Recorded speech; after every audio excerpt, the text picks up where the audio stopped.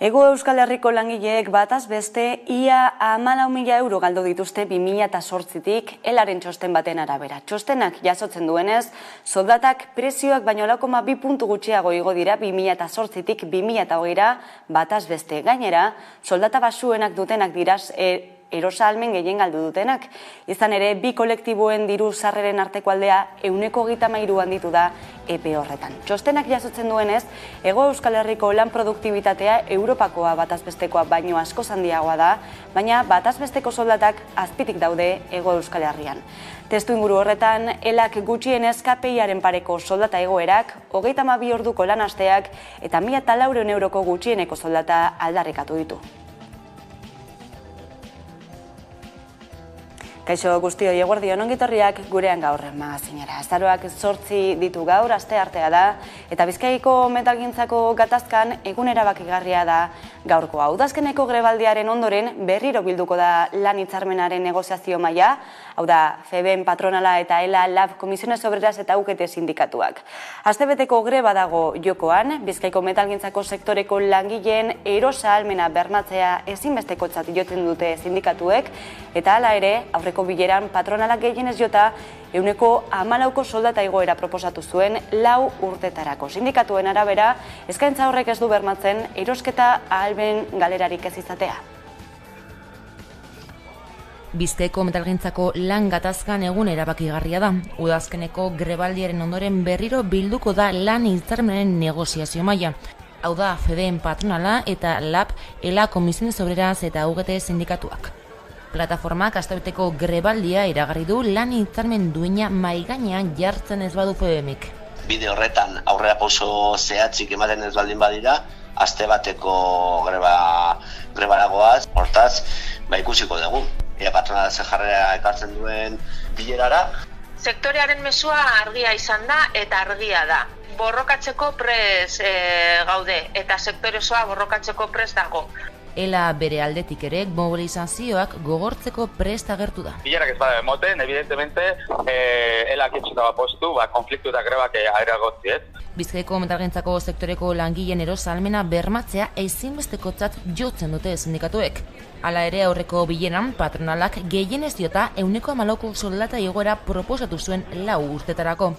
Sindikatuen arabera eskaintza horrek ez du bermatzen erosketa ahalmen galerarik ez izatea. Eta FEBEN mai gainera ekarri zuena izan zen berriro beste proposamen bat, alde batetik soldata igoretan erosahalmena ez zuena bermatzen, eta gero beste alde batetik jarraintzen zuen mantentzen atzera pausuak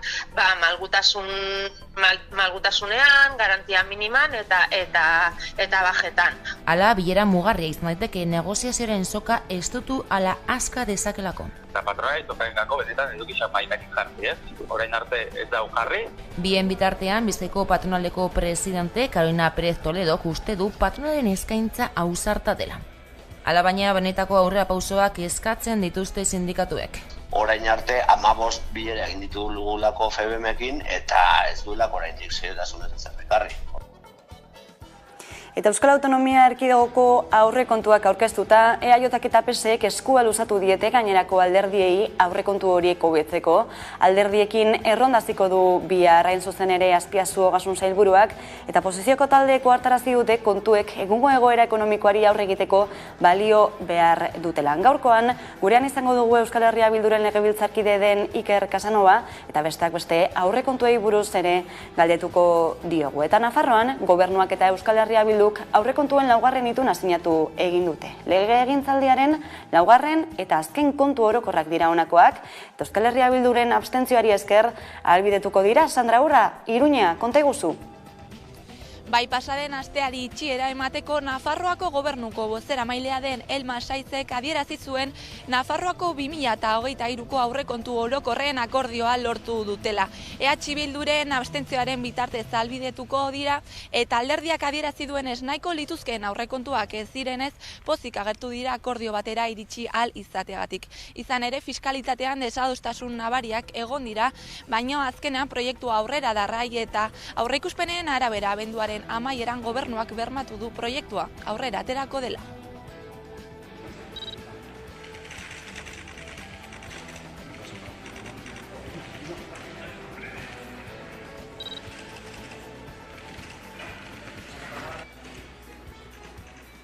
Fiskalitate arloan izan dezakegu zailtasun handiak izan ditugu adostutakoa lortzeko ere, ez gara gai izan bi aldeak sakoneko erreforma bati ekiteko, eta lortu duguna izan da konpromiso batzuk, baina lehen esan dudan bezala pausu txikiak badira ere norabide honean daudela uste dugu.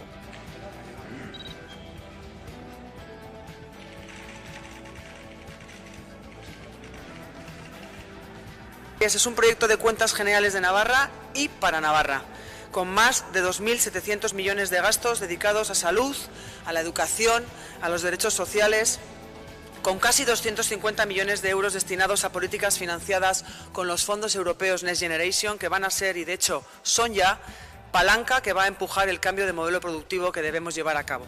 Estoy convencida de que hoy a esta Cámara hemos traído el mejor proyecto de cuentas generales posible en el contexto actual.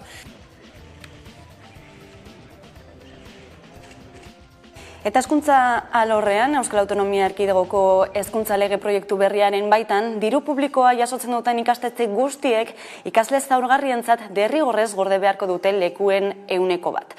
Asteazkeneko Gobernu Kontseiluan onartu zen dekretu berri hau, eta han jaso dituzte matrikulazioan egongo diren berrikuntza guztiak. Nagore Iturrioz daukagu pantaiaren bestalboan, Estelia sindikatuaren bozeramailea da. Eguerdion, Nagore? Eguerdion. Ikasleak ekitatiboki eskolatzeko dekretua ala deitzen da, aurreko astean onartutakoa, eta funtzean diru publiko ordaindutako ikastetxe guztietan plazak erreserbatu beharko dituzte ikasle zaurgarrientzat. Nola baloratzen duzue? Guretzat jakina da, hau ez dela irtenbidea, behin eta berriro esan dugu. Guretzat segregazioari konponbidea jarri nahi badiogu, egituraz segregatzen duen sistema dualarekin amaitu behar dugu. Eta hori aldatu ezean nolabait, bai pentsatzen dugu kritikak isilarazteko partxeak baino ez direla, Eta gaina, ez da kasualitatea ez da ere aspaldi, asmo gisa azaldu zitzegun neurri hau, momentu zehatz honetan publiko egitea, ez? Nolabait ere, pentsatzen dugu honek izan dezaken oihartzun mediatikoa alde batera utzita, argi dugu berri honekiko mesfidati izateko arrazoi asko baditugula ere, ez? Lehenik eta bain, ulertu barra daukegu zehaztasunak ez ditugula ezagutzen. Hau da, dokumentu osoa ez dela publiko oraindik, bai? Eta bestetik ere, datorren 6 urteko itunak arautzen dituen agindua ebatzita dagoela. Hau da, hau joan den ikasturtean ekainean edo argitaratu zen, bai? Eta denek ulertu dezagun, agindu horrek egiten duena da, arautu zenbat lerro edo ikasle izango dituen ikastetxe pribatu bakoitzak. Hau da, datorren 6 urteko ikasle kopuruak badakizkigu dagoeneko. Beraz, orain hori mugatu nahi bada, lehenengo bestea indargabetu beharko litzateke. Eta hori, zaila izango da bestela neurri hau benetan aplikatzea.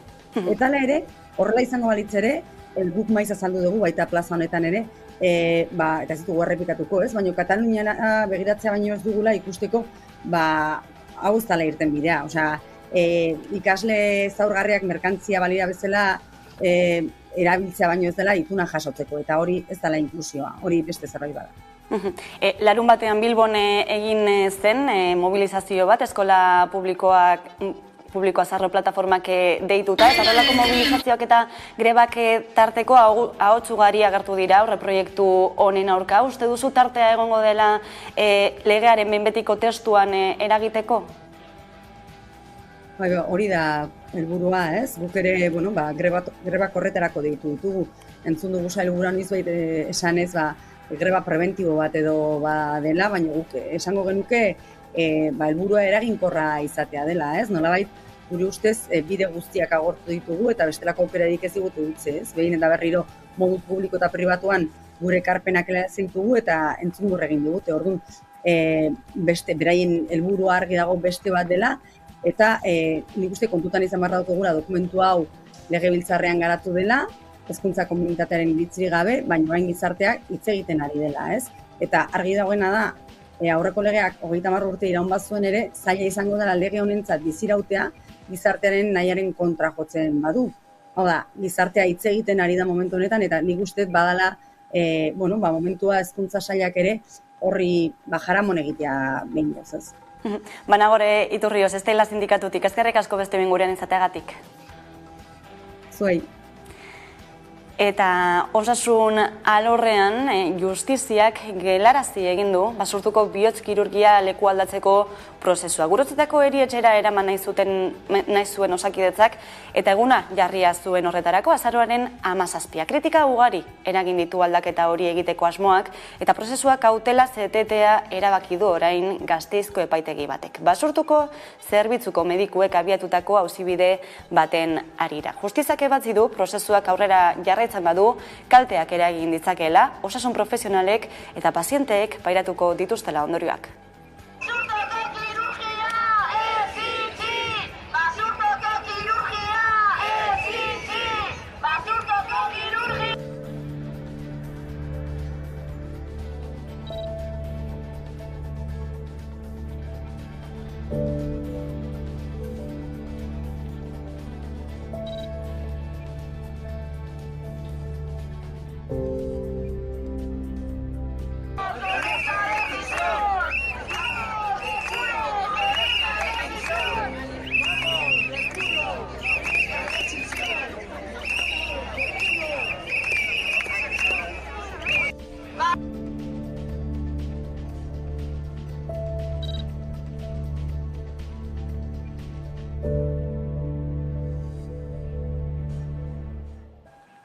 Eta bazterrean utzi da sarri, dolu perinatalaren harta egokia, errealitate ikusizina izan baita. Haurdunaldian edo erdietzearen osteko asteetan aurrak galtzen dituzten familiak ordea asko dira.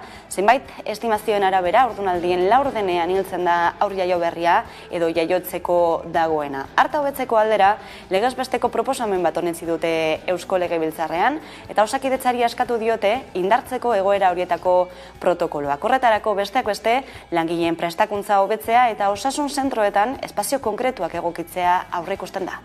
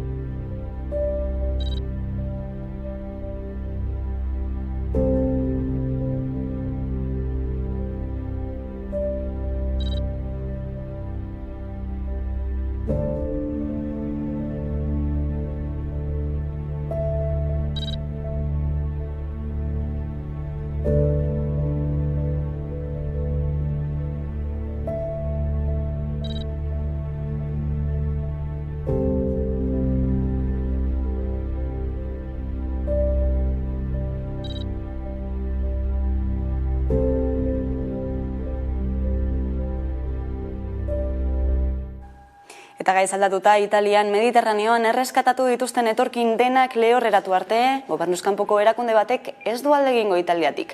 Mediterraneo itsasoan erreskatatutako migratzaierik zaurgarrienak soilik porturatu ditzakete, erreskate-ontzik momentuz, Meloniren aginduz. Testuinguru honetan, itsas salbamendu humanitarioko erakundeak erabaki du Aita Mari itsasontziaren misioa behin-behinean atzeratzea.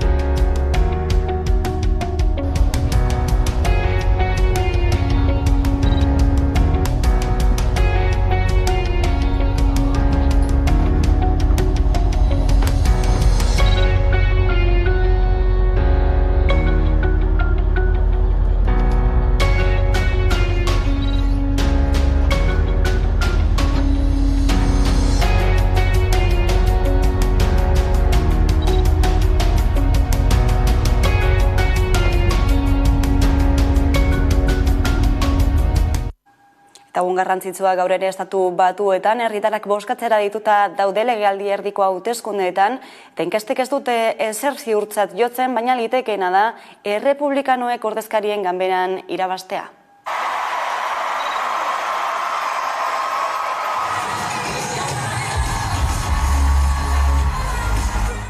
Your right to choose is on the ballot. Your right to vote is on the ballot. Democracy is literally on the ballot. I've been making this case since I ran. You know, there are more than 300 Republican candidates for state, local, and federal office who are election deniers, who say that I did not win the election, even though the hundreds of attempts to challenge that have all failed, even in Republican court.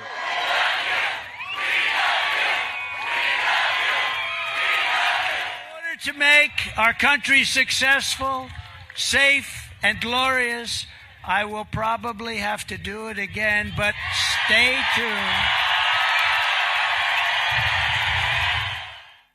Bain zuzen errepublikanoek irabaziz gero, Joe Bidenek eta beraldekoek gaitasuna galduko lukete, agendan dituzten neurrietako batzuk sustatzeko, adibidez, abortatzeko eskubidea lege federal batekin ziurtatu daiteke, edo armen salmentaren kontrol berriak sartzea ere. Bi gai horiek izan dira zuzen, eztabaidaren erdigunean hauteskundeen atarian, Bero Satruztegi.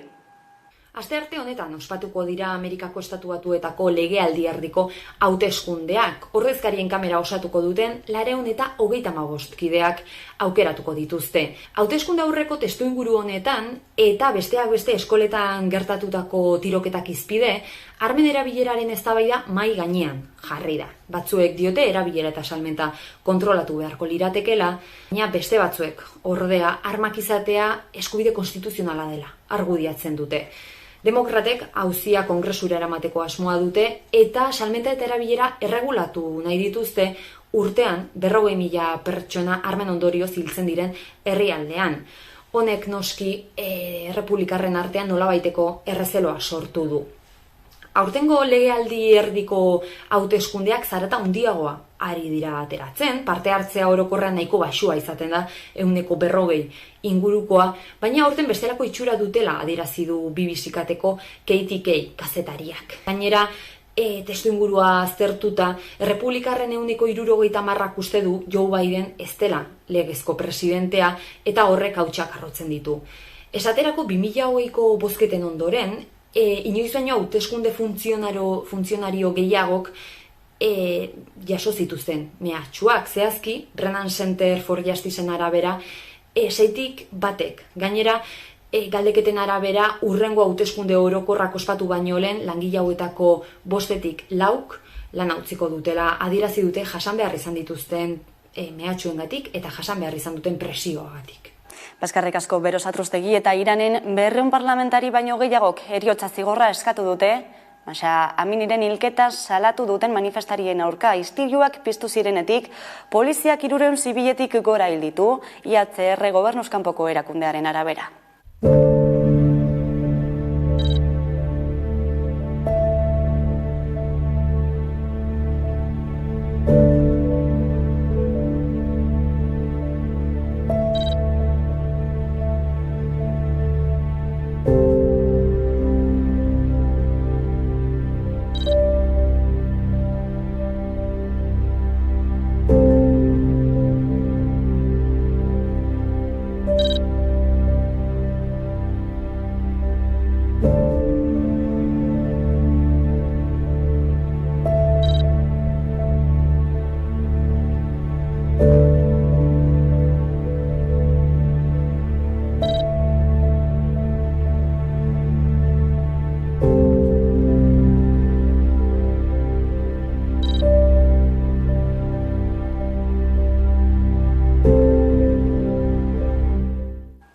Eta Brasilgo hauteskundeak igaro eta astebetera batzuek Lula da Silvaren garaipena ospatzen duten bitartean, beste milaka Jair Bolsonaro galtzailearen alde agertu dira, behin eta berriz diote hauteskundeak iruzur bat izan zirela, eta Rio de Janeiron militarren esku hartzea eskatu dute. Bero Satruztegi.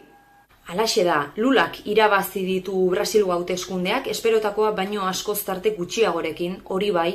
Horregatik, agintea ez da batere erreza izanen, eta zentroko alderdiekin egin beharko ditu akordioak Lularen alderdiak. Lularen alde, bozkatu zutenek pozez hartu dute erabakia noski, eta Bolsonaroren hautesleek berriz, haserrez erantzun diote emaitzari, eta militarren esku hartzea eskatzera ere iritsi dira. Eskatu eta ekintzak ere aktibatu dituzte, herrialdeko hainbat errepide eta bide itxi baitituzte. Manifestari gehienak herrialdea Venezuela bihurtzearen beldur dira, eta protesta hauekin balore erlijiosoak, familia eta jabetza defendatu nahi dituzte. Hau da, esparru anitzetatik egin dute bat manifestazioekin. Bolsonarok bere aldetik ez du oraindik zuzenean Lularen garaipena onartu, naiz eta bere taldeak azaldu duen botererako trantsizioa aurrera eramateko prest dagoela eta konstituzioa beteko duela. Beraz, trantsizio hori emanen da, baina argi dago argazki orokorrak Brasil polarizatu bat erakusten digula. Giroa, ikusi bezala, bero-bero dago, eta ez da erraz baretuko. Lularen agintea hasi besterik ez da egin. Dena den, bero Lularen agintearekin edo Lularen garaipenak, hobeto esan da, arnasgune bat emango dio Brasilgo Amazoneri, hori ziurtzat ematen da. Lehenago adirazi bezala Lularen alderdiak akordioak egin beharko ditu zentroko alderdiekin, eta ikusi beharko da horrek nola eragiten dien presidente berriaren politikei eta beraz Amazoniako afe. Egia da ordea jatorrizko herriek beso zabalik hartu dutela Lularen garaipena, eta ez da gutxiagorako. Bolsonarorekin urtebetean, 2020ko abuztutik 2021ko uztailera bitarte, deforestazioa 22% hasi zen. Gainera, aurretik boterean egon zenean, Lula boterean egon zenean, Amazonia babesteko programak garatu zituen. Ingurugiro eta garapen jasangarriko ministro den Susana Muhammadek adirazi du Amazoniarentzat itxaropentsua dela oso Lularen garaipena, eta euren asmoa gainera bada Kolonbiarekin Amazoniaren babesaren aldeko aliantza indartsu bat sortzea. Eskerrik asko Veronika Satrustegi, eta bien bitartean aurrera doa Egipton COP27 klima aldaketari aurre egiteko Nazio Batuen goi bilera. Eskari nagusetako bat izango da COP27 klima aldaketaren nazioarteko biltzarrean, estatu aberatzenek finantzatzea klima aldaketak eragindako kalteen ordainerako funts bat. Nazio Batuen erakundeko idazkari nagusiak proposatu du estatuek erregai fosilen enpresei zerga berezi bat ezartzea, aparteko irabazien gainean, eta gobernuek eskuratutako diru hori bideratzea klima krisiaren ondorioz galerak eta kalteak jasaten dituzten herrialdeak laguntzera. Klima aldaketaren ondorioak areagotzen ari dira. Itsasmailaren igoera bizkortzen ari da, munduko batez besteko temperatura igotzen, Europako glaziarren urtzak markak hautsi ditu eta muturreko fenomenoak hondamendiak eragiten ari dira. Munduko meteorologia erakundeak emandako datuaren arabera, azken 8 urteak historiako beroenak izan dira. Irtenbide bila klimari lotutako hainbat gai jorratuko dituzte abian den COP27 goi bileran, Egipton. Sharm el Sheikhen izango dira azaroaren 18 bitartean. Every report shows that we are making some progress. They're equally clear that there is so much more to be done in this critical decade. Luzaroan zintzilik egon den gai bati heldu diote. Aurten lehenengoz agenda sartu dute herrialde garatuenek pobrenei kalte ordaina emateko aukera. Kalte ordaina klima aldaketaren biktima diren garapen bidean dauden herrialdeei, klima aldaketak eragindako kalteengatik. Sameh Shoukry Egiptoko atzerrigaietarako ministroaren ustez gai hori agendan sartzeak erakusten du elkartasun sentimendu bat badagoela klima hondamendiak jasaten dituztenekiko. Bilera honekin hitzetatik ekintzetara igaro nahi dute, negoziazio fasetik hartutako konpromisoak egi bilakatuz. Egipton 40.000 parte hartzaile baino gehiago biltza espero da, historian parte hartze gehien izango dituen goi bilera klimatikoa izango dela aurreikusita. Gutxienez 100 estatu buruk eta gobernu buruk baieztatu dute goi bilera horretan parte hartuko dutela. Besteak beste Joe Biden AEB-etako presidenteak eta Rishi Sunak erresuma batuko lehen ministro berriak. Nabarmentzeko ordea ez Txina, ez India, ez da Errusiare ez direla goi bileran egongo. Excellencies, distinguished delegates, ladies and gentlemen. Eta gurera itzulita, aurreko asteburuan ospatu ziren Nafarroan agertopaketak herrigorak antolatuta euskarari bultzada emateko asmoz. Sandra Urra, Iruñea, konta iguzu. Bai ala da, Nafarroako ager eremuan gaztelania da nagusi, baino badira euskal hiztun eta euskaltzale asko. Nafarroako agerraldia ekimena horretarako jaio zen guztien indarrak batzeko asmoz, eta horregatik agertopaketak aspatu dituzte asteburu honetan azkoienen. Bertan eguneko euskararen erronkak aztertu dituzte, baita etorkizunean eman beharreko pausoak finkatu dituzte.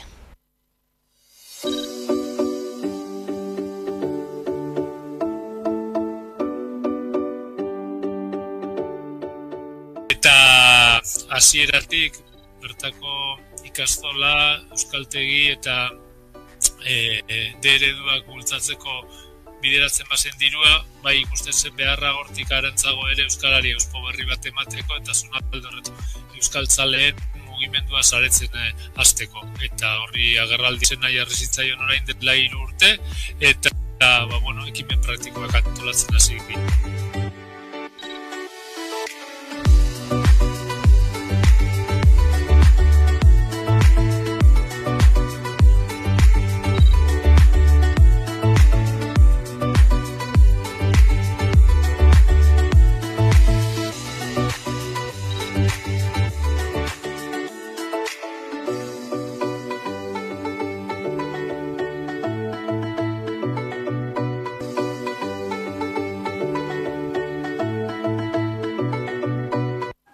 Eta Euskaraldiaren testu inguruan Pantaiak Euskaraz taldeak pantaialdia egitasmoa abiatuko du ostiraletik aurrera, zuzen azaroaren 11-tik 18-ra mota guztietako pantaietan euskarazko edukiak erabili, kontsumitu edo sortzeko erronka. Joko diete, jarriko diete herritarrei. Pantaiak Euskaraz! Pantaiak Euskaraz! Pantaiak! Izan ere, urtean zeharreko zinema emanaldien 1% soilik da euskeraz Euskal Herriko zinemetan, streaming plataformetan euskararen presentzia ez da 0,1%ra iristen. Pantaiak Euskaraz! Pantaiak Euskaraz! Pantaiak Euskaraz! Pantaiak Euskaraz!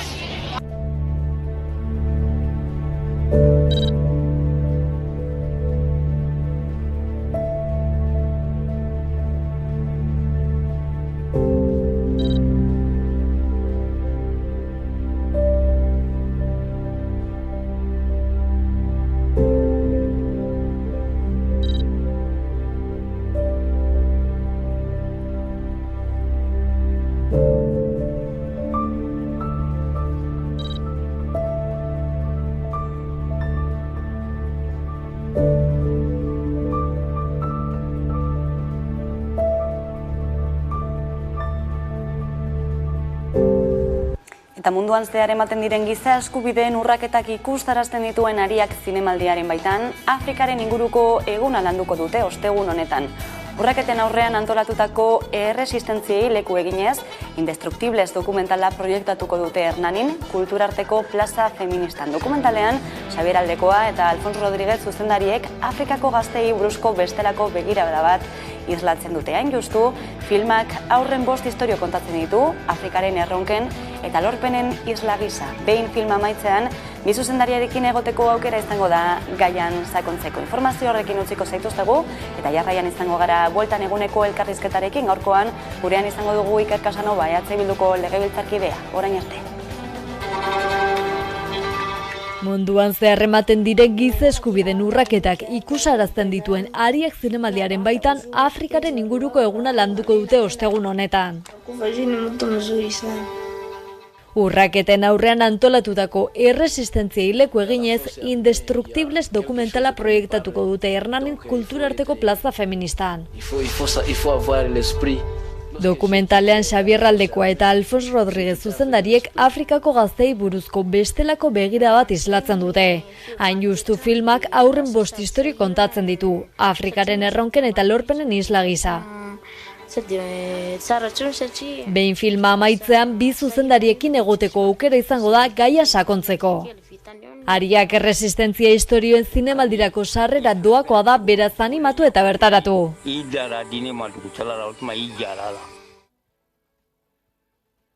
Kaixo, gaur Zangotza bisitatuko dugu. Bazatozte gurekin, guazen!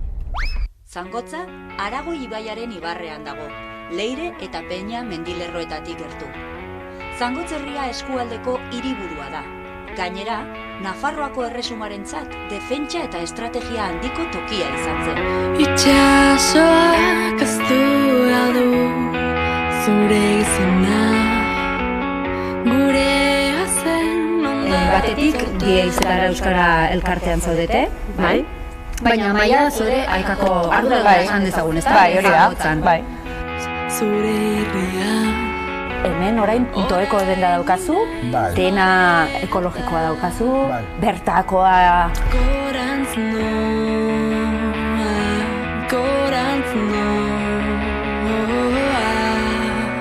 Sonia! Kaixo! Zangotzako zinegotzia. Bai. Eta baita zangotzako argazkilaria. Bai, ere bai. Ongi gaude hemen. Argiztapen aldeetik eta ongi gaude. Bai, primeran. Aterako gara superguapas.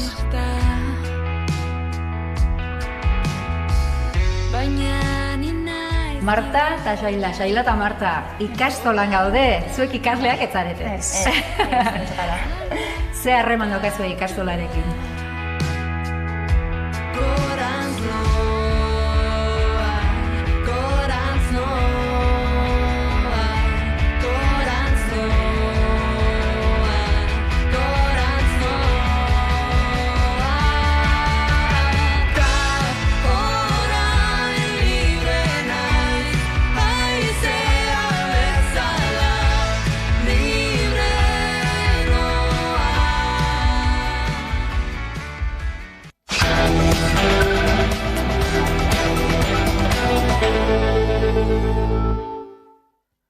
Egunero legez, eguneko elkarrizketari atea irekiko diogu, horretarako gaurkoan gurekin dugu Iker Casanova, EH Bilduko legebiltzarkidea, eguerdion. Kaixo, eguerdion. Euskal Autonomia Erkidegoko aurrekontuak inoizko aurrekonturik handienak bezala aurkeztu dira, zuzen ere gastu sozialera bideratuko direnak. Zein bide jarraituko du Euskal Herria Bilduk hemendik aurrera? Bueno, lehenengoz eta behin eta hortik azizaren moduan horrela aurkeztu dira, baina ez da guztiz erreala. Igual forma aldetik bada kantitaterik handiena, baina inflazioaren efektua kontutan hartzen badugu, aurtengo aurrekontuak eta iazkoak kopuru berbera daukate. Are gehiago, kontutan hartzen badugu urtean zehar aurrekontuak gaurkotu egin dira, diru sarrera berriak egon direla, aurten gastatu dena, dagoeneko gastatu dena, bada urrengo urtean gastatzea aurre ikusten dena baino gehiago. Beraz, alde kuantitatibo horretatik sorpresa gutxi eta arrakasta gutxi.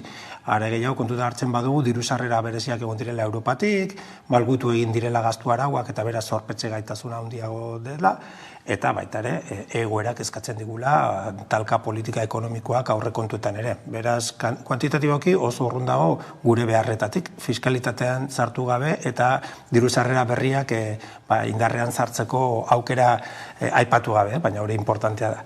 Eta gero, kuantitatiboki ez badira beste munduko gauzarik, kualitatiboki ere uste dugu oso urrun daudela momentuak eskatzen duen aleginetik eta orientaziotik. Gure ustez aldaketa garai batean gaude, eta ez da soilik EH Bilduk esaten du, Europa mailan eta mundu mailan, nik uste dut egoera harretaz begiratzen duen edonork horrela ere adierazten duela, ziklo aldaketa hontan, uste dugu beste oinarri batzuk jarri behar direla, etorkizun ezberdin bat eraikitzeko, orain etorkizun hori leian dagoelako, eta uste dugu guk defendatzen dugun etorkizuna da, kolektiboan, zerbitzu publikoetan eta jendearen defentsan oinarritutako etorkizun bat. Hortarako aurrekontu honetan egon beharko ziren ez dauden hainbat elementu, hain zuzen ere zerbitzu publiko horiek indartzeko, ezagupenaren ekonomia indartzeko eta baita ere hori guztia egiteko, baliabide nahikorik izateko, politika fiskal berritu bat izateko. Beraz, lehenengo azterketa eta bigarren azterketa batean esan dezakegu aurrekontu hauek behar denaren oso urrun daudela. Bihartik aurrera, hasiko da erronda, hasiko du erronda, hobeto esan da Azpiazu Ogasun Sailburuak, alderdi politikoekin, babes gehiagoren bila, naiz eta gehiengo osoa duten, komentatu dituzun proposamen guzti horiek pentsatzekoa da mai gainera eramango dituzuela, uste duzu benetako borondatea egongo dela negoziatzeko? Bueno, deno dakigunez, egoera eta indar harremana da ezagutzen duguna, eta gobernuak gehiengo osoa dauka aurrera ateratzeko aurrekontu hauek. Baina egia da, EH Bilduren babesa edo bentsat abstentzioa bilatu nahi badu, mai gainean jarri beharko dira funtsezkoa den hainbat gairen inguruan hausnarketak eta neurri zehatzak. Guk ere badakigu, gobernua dakien moduan gehiengoa badaukatela hori aurrera ateratzeko, eta badakigu gure eragiteko gaitasuna zein den, baina eta guztiz ere ez dugu uste momentu honetan bentsat gai zentralen inguruan eztabaidatzeko eta keinu eta urratz batzuk eman gabe pasa daitekela aurrekontuen inguruko eztabaida. Beraz bai, guk Azpiazuri helaraziko diogu, gai estrategikoen inguruan egiturazko aldaketa batzuen proposamen bat, eta baita ere berehalako erantzuna emoteko jendea pairatzen ari diren hainbat egoera larrien aurrean neurriak ere proposatuko ditugu. Orduan uztartuko ditugu begirada estrategiko hori, naizta jakin negoziazio honetan bakarrik oinarria jarri daitezkela aldaketa batzuk norabidea markatzeko eta baita ere berehalako jendea babesteko larrialdiko neurri sorta bat ere proposatuko dugu. Horietako neurrietako bat izan daiteke fiskalitate eredua? Fiskalitatea da, eztabaida hauetan, pasilloan dagoen edo gelan dagoen elefantea, ez? Jaurlaritzak beti esaten du fiskalitatea ez dela eztabaidatzen legebiltzarrean, legez horrela delako, eta eskuduntza aldundien eta batzar nagusitako eskuetan dagoelako, baina azkenean aurrekontuen definizioa, aurrekontuen kuantifikazioa fiskalitatean oinarritzen da. Eta uste dugu, lehen aipatzen genuen mundu mailan arroldaketa baten aurrean gaudela, eta fiskalitatea ere eztabaidagai da mundu osoan. Fiskalitateak behar duelako aldaketak garai berrietara egokitzeko eta instituzio publikoi emoteko behar dituzten elementu ekonomikoak jendea babesteko, zerbitzu publikoak indartzeko eta baita ere politika ekonomiko proaktiboak egiteko norabide egoki batean. Beraz, gu bai, fiskalitate inguruan neurriak eskatuko ditugu eta pentsatzen dugu edozein eztabaida aurrekontu eztabaidatik ezin dela atera gai hau. Jaurlaritzak dio ez dela momentua fiskalitateari buruz eztabaidatzeko edo erabakiak hartzeko, baina deflaktazioa bai neurritzat hartu du. Bai, lehen komentatzen genuen moduan, Jaurlaritza beti baloiak despejatzen ditu eta esaten du hezkuntzaz dago bere eskuetan, baina de facto bakigu zein den Euskal Herriko mapa politikoa edo EAEko mapa politikoa, bakigu instituzio guztiak momentu honetan, EAJaren kontrolpean daudela eta bakigu ere lidergoa Urkulluna dela eta Lehendakarena dela eta zuk ondo esan duzun moduan, hainbat neurri Urkulluk ikusi duenean salmenta politiko edo komunikatibo hona zukala, berak zuzenean iragarri ditu, nolaeteko hezkuntzan banaketa hori alboratuz, ez? Guk orain pentsatzen dugu Jaurlaritza dago gokiola plano ezberdinetan herri honen lidergoa garatzea eta fiskalitatea ez da edo nolako gaia, beraz, uste dugu Jaurlaritza badaukala, juridiko bada ere, ez bada ere, eta azken erabakia beste formulazio batean gauzatu behar bada ere, baina badauka politikoki erantzunkizuna fiskalitatearen inguruan eztabaida lideratzeko.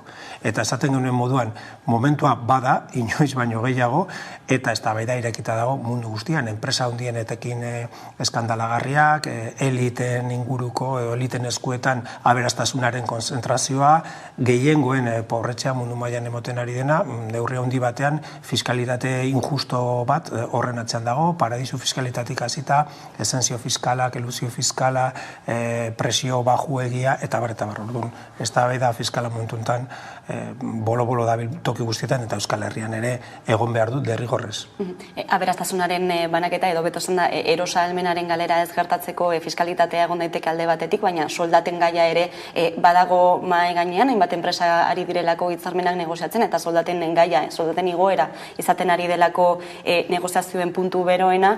Ela sindikatuak atzokoan txosten bate atera zuen eta zioen, inflazioaren gordinenaren aurretik ere erosa ahalmena galdu dutela Euskal Herriko langileek, hain zuzen ere 14.000 euroko galera 2008tik 2020ko bitartean, zer dago honen atzean? Mundu mailan aberastasunen konzentrazio prozesu bortitza eman da. Azken urteotan eskuina ideologikoki nagusi izan da, garai batean pentsamendu bakarra deitu zena inposatzea lortu zuen, eta horren ondorioz etorri dira bi karrietatik neurri oso atzerakoiak, alde batetik lehen itxegin dugun fiskalitatea arloan, aberatze gero eta zer da gutxiago ordaintzen dute, eta zergetan ordaintzen den diru kantitatea mendebaldeko gizartetan eta mundu osoan orokorrean gero eta txikiagoa da, baina baita ere errentan banaketari dagokionez, soldatei bideratzen zaion zatia gero eta txikiagoa da. Elak eman ditu datu horiek, baina orokorrean barne produktu gordina bere osotasunen hartzen badugu, zati badoa kapitalera, eta beste bat langileentzat, soldaten bidez, eta langilentzako zatia azken urteotan murriztu egin da. Claro, hor egon dira legedi batzuk, patronalen aldekoak espreski egin direnak, eta hor egon da ere patronal bat, babes politikoa eduki duena, eskuinaren babesa eduki duena, politikatzerakoia horiek bultzatzeko lehiakortasunaren izenean, eta orduan argi daukagu langileei dagokiela lehenengo instantzia batean, baina baita ere instituzioetan eta arlo politikoan lan egiten dugun guztion partetik ere hori babestu egin behar da, artikulatzea borroka bat defendatzeko beraien partea, beraien zatia, beraien aberastasuna, sortzen den aberastasunaren zati proporzional eta egokia disfrutatzeko eskubidea, ez? Ikusi dugu azken urteotan hori ez dela gauzatu, eta pentsatzen dugu, borrokaren bidez horri buelta eman beharka zaiola. Hainbat sektoretan izan ere daude mobilizazio eta grebak, KPI-aren araberako soldata igoera hori eskatzeko, esaterako adibide bat besterik ez da Bizkaiko metalgintza, gaurkoan dutelako bilera erabakigarri bat FBen patronalarekin sindikatuek, ez dakite nola eskatu daiteke korapioa? Bai, badirudi, arratzalde honetan dagoela bilera bat eta horren arabera langileek iragarri dute akordio egonezean berriro ekingo diotela greba jardunaldi batzuk burutzeari ez. Aurreko lan hitzarmena sinatzeko ere Bizkaiko metalean borroka gogorra eta eredugarria burutu zen eta badirudi hori dela euren patua, ez? Patronala gogor dago arlo honetan eta orokorrean azken urteotan patronalari politikatik eman zaio eskatzen zuen guztia maila guztietan eta arrotuta dago, gotortuta eta gogortuta dago eta horri aurre egiteko pulso bat aktibatu egin da, ez? Zorionez Bizkaiko metalean bai aurreko negoziazio prozesuan, bai oraingoan artikulatu egin da borroka nahiko zabala, ez daude sindikatu guztiak bateratua, baina guztiak bentsat aldarrikapen antzekoen inguruan artikulatuta daude, eta espero dugu deseagarria izango zen arratzaldean akordio batera heltzea, baina hori ez bada, espero dugu aktibazio eta mobilizazioaren bidez dagokiona eskuratzea, azken finean, zuk ondo esan duzun moduan, inflazioaren efektu zuzena da jendearen pobretzea eta hori ez bazaio buelta emoten efektuak langileok pairatuko ditugu, ez? Alde horretatik guk instituzioetatik ere saiatu gara behin eta berriro implikazio politikoa aktibatzea, baina Urkulluren entzuna beti izan da ezezkoa, ez? Bera neutralitate faltzu bat aldarrikatzen du, azkenean kasu honetan neutrala izatea da posizio indartzuena daukanaren alde egitea, hau da patronalen alde egitea, guk eskatzen dugu jaurlaritza aktibo bat, langilei dagokion soldata igoerak aldarrikatzeko eta baita ere gure esparruan soldata minimo egokitu bat akordioen bidez, ez bada posible juridikoki, baina bai alden arteko akordioen bidez erdiesteko borondatea eta esfortzua egitea, baina pasibitate horren atzean gure ustez izkutatzen dena da Urkulluren eta EAJaren gobernuaren lerrokatze argi bat patronalen interesekin. Hain zuzen ere bizi dugun inflazio handiaren kausa nagusienetako bate izan daiteke gerraren ondorioak, Ukrainako gerraren ondorioak, bestelako kausa batzuk dauden arren, eta honek ere ez ekarri du mahai gainera berriro ere nola egin trantsizio energetikoa, zineratara bideratu ez aldaketa hori. Euskal Herria Bildutik zein da zuen proposamena? Gu proposamen integral bat artikulatzen ari gara eta iragarriko dugu datozen asteotan, baina aurreatu daitezke elementu batzuk eta ja dagoeneko gure posizio politikoaren publikoa parte direnak, ez? Gure ustez 3 dira elementu nagusiak transizio energetikoa egiteko, bat nahiko partekatuta dagoeneko gizartean eta mundu mailan eta da energia berriztagarrien aldeko apostua. Gutxi gora bera eta trampazkorekin, baina gutxi gora bera denok diskursoan bentsat energia berriztagarrien aldeko apostua egiten dugu, baina badu beste bi elementu batzuk hain partekatuak ez direnak agian. Alde batetik energiaren konsumoaren murrizketa, eta argi dago gehiegi gastatzen dugula eta hori ez dela sostenigarria, beraz murriztu egin behar dugu gure energia konsumoa eta hortarako azterketa sakon bat egin behar dugu gure gizarteetan nola erabiltzen dugun energia eta nola egin dezakegun hori dezente murrizteko, eta hirugarrena da energia ekoizteko eta merkaturatzeko sistemaren aldaketa bat ere bat eman behar dela. Gaur sistema oligopolistiko batean murgilduta gaude eta horrek zailtzen du jendearen erabilpena eta erabilpena zentzuzko presio batzuetan. Orduan nik uste dut hiru elementu horiek mahai gainean jarri behar dela. Energia berriztagarriak, kontsumoren murrizketa eta sortu eta merkaturatzeko sistema oligopolistiko batetik sistema komunitario batera pasatzeko neurriak. Hor egongo ziren proposamen nagusiak edo idei nagusiak. Erronka ez da makala ez, eta Ukrainako gerrak azaleratu du zenolako menpekotasuna dugun baita ere energiaren alorrean, Euskal Autonomia Erkidegoan kontsumitzen den energiaren gehiengoa kanpotik datorrelako. Bai, eta horrek izpioen arrean jartzen gaitu. Edo egiten dugu apostu propio bat, kontrasanan aurrera egiteko energia berriztagarrien bidez, konsumitzen dugun energiaren zati bat bentsat ekoizteko, edo jarraitzen dugu kateatuta erregai fosilekiko menpekotasun horretan, ez? Eta askotan esaten dugun moduan, konponbide honen garaia pasatu da, krisi baten eta larrialdi egoera baten aurrean gaude, da horrela hitz egiten du espreski, larrialdi klimatiko baten aurrean gaude, eta gainera larrialdi klimatiko orokor horri gehitzen zaio krisi geopolitikoa eta erregai fosilen inguruko gatazka guztiak. Azkenan finean, Ukrainiako gerrak mahai gainean jarri duena da, talka geopolitiko bat, baliabide natural guztiak, ez horiek erregaiak, mugatuak direlako, eta lehia artikulatzen ari da, bloke geopolitiko ezberdin artean, mugatuak dauden baliabide horien eskuratzeko aukeren inguruan, ez? Orduan, guk uste dugu guk etxeko lanak egin behar ditugula, eta batzutan ez da erreza izango. Sakrifikatu beharko dugulako, zeo zer, lortzeko guk hemen ere energia berriztagarrien ekoizpen minimo bat.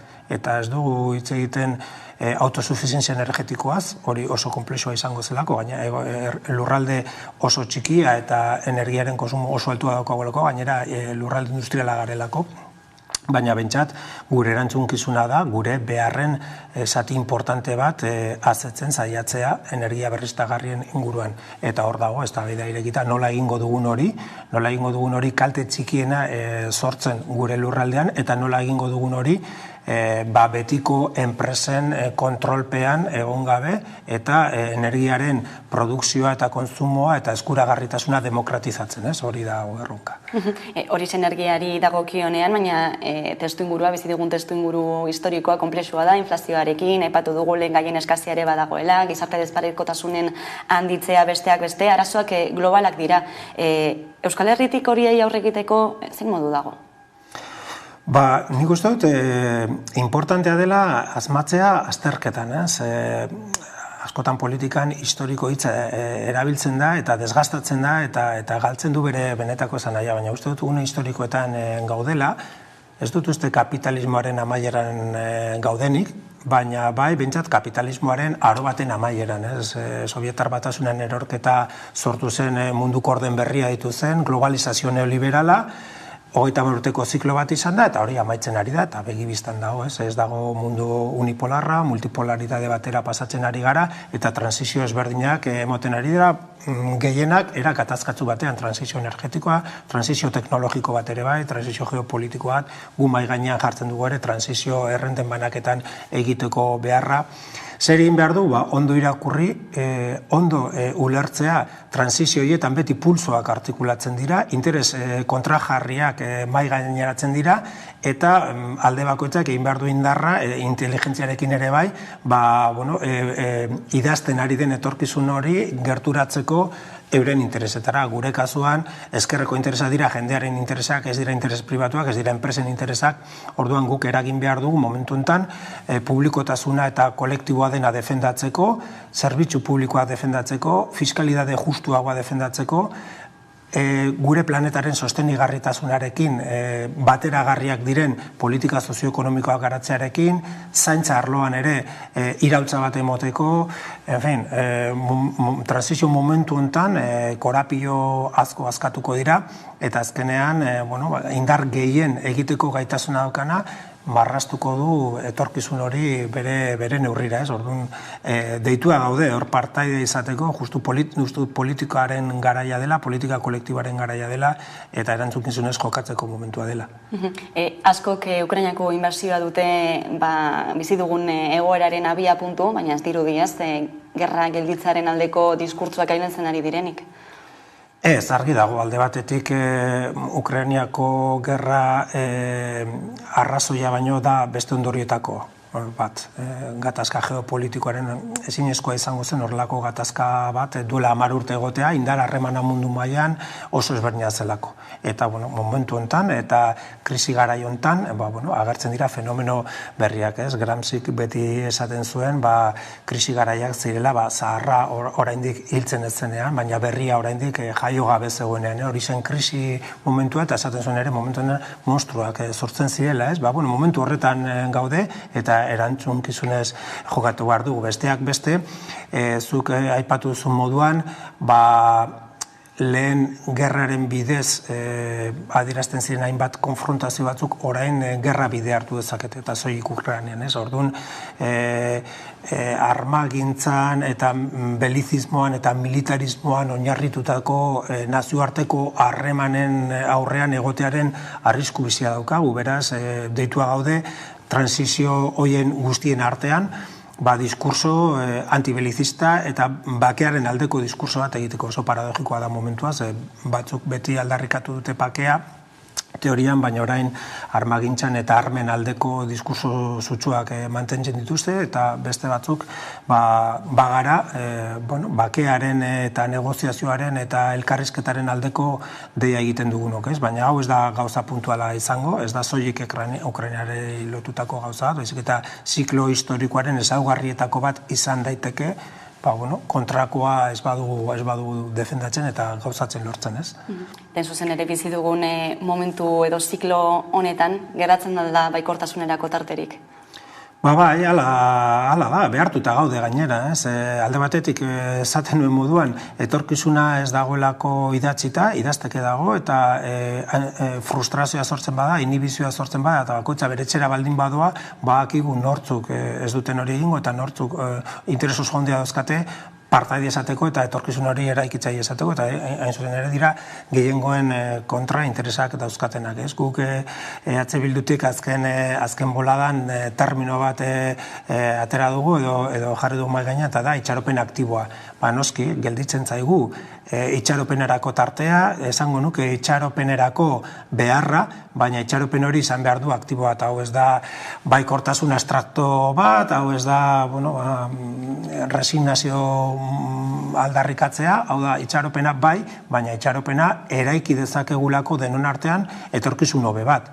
Eta itxaropena bada momentu enten konpromisurako deialdi konkretu bat, ez? Eta hori da jendeari eta gizartari trasladatu nahi diogun mezua, besteak beste azararen 12an, zuzen ere larun bat honetan, egin edo deitu dugun mobilizazio haundien, ez? Abante, aurrera esan nahi diogu jendeari, baina denon artean. Inolaz ere politikatik aldentzen, inolaz ere delegatzen, inolaz ere etxipenean erortzen, baizik eta politikan konpromiso aktiboak sustatzen, uste dut politika onaren garaiak direla. Iker Casanova, EH Bilduko legebiltzarkidea, eskerrik asko beste behin Hamaika Telebistara gerturatzeagatik. Eskerrik asko zuei. Hurrengo arte. Eta tarte baten ostean itzuliko gara solasaldiari ekiteko. Gaurkoan gurean izango ditugu Maialen Ferreira eta Carmelo Landa. Orain arte.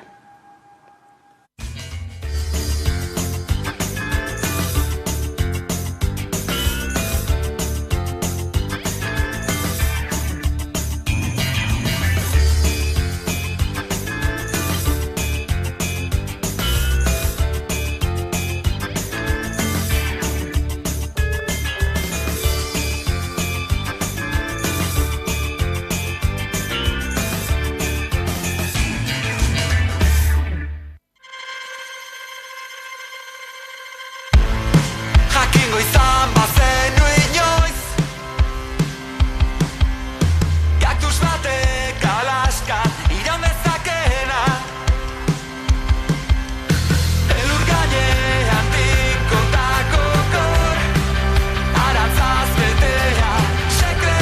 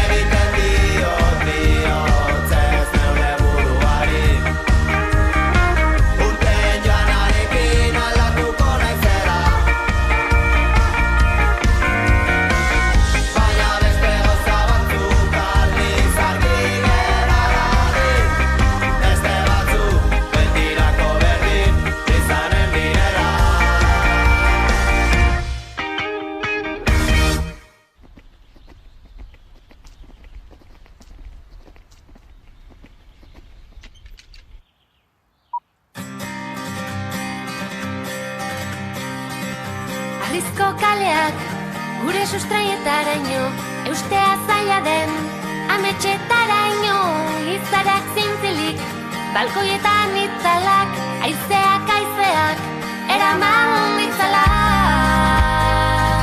eraman ditzala, eraman ditzala, ditzala.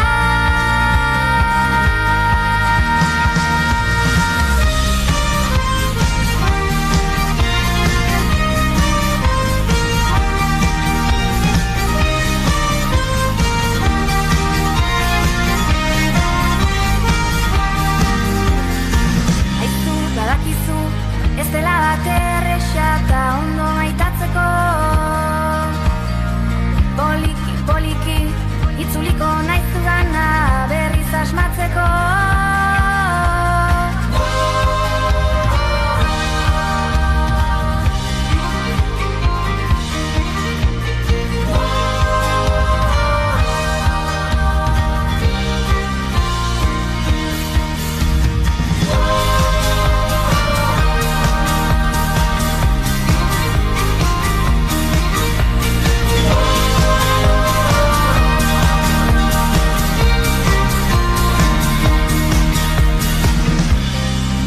Caminat entre tempestes, però ara tornem seguint el vent.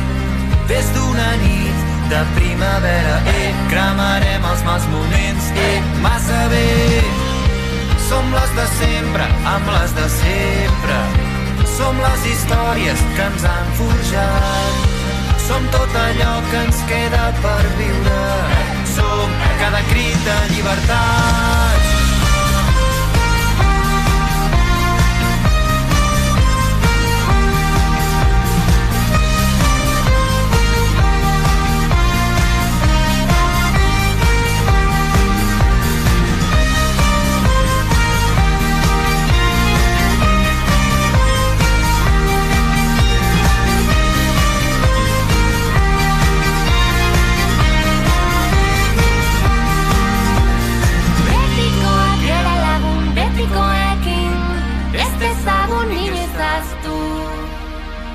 Uztaileko eguzkiak beti bezala, kriskaliko digu azala.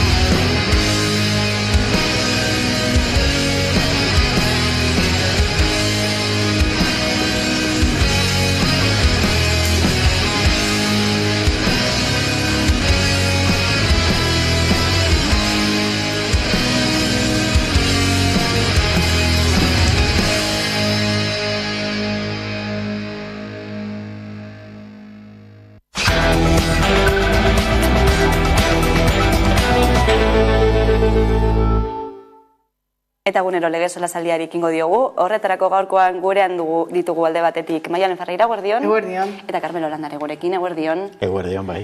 Lehenik eta behin, oraindik ere, Jose Barrio Nubok El País agerkariari edo egunkariari esandakoari buruz hitz egiten ari gara, gizarte mailen eta arlo politikoan ere, isla eta arrabotza handia izan dutelako euren hitzak, hain zuzen ere gogoratu Felipe Gonzalezen Garaiko gerra zikina aitortzen, horixe bera berriro ere plazan mahai gaineratzen eta impunitatea nagusi dela berriro ere argitaratzen, ez da? Oraindik ere reakzio soka luzea aipatu dugu, hainbat alderdi politikok hitz egin dutelako, baina isitasunak ere, ez da? Horiek aipatzekoak. Bai, hori da.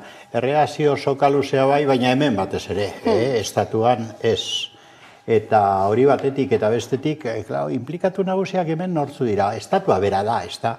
Eta hor PSOE esaten da, PP ere bai, Barrenuevok aipatzen du bestea beste Mariano Rajoy implikatua, estatu terrorismoan gauzak bere konzeptu zehatzez esateko hori estatuaren terrorismoa da, eta PSOE eta PP bi alderdi nagusiak erabat implikaturik buru belarri horretan.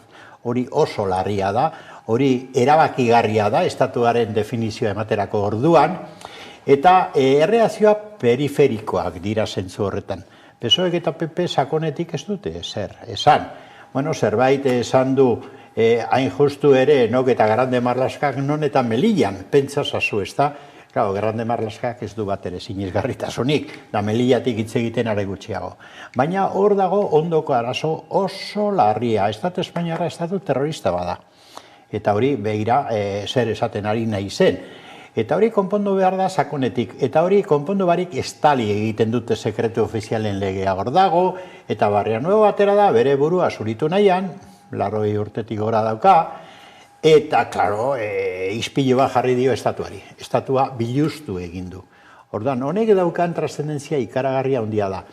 Izkutatu nahi dute, ez diote eman nahi, baina trascendentzia hain da handia ze, nik uste euskaldunok, guk geuk, gero eta argiago ikusten dugu, hemen independentzia lortu behar dugula, da estatu horretatik alde egin behar dugula, osasun publiko kontu bada, azken finean.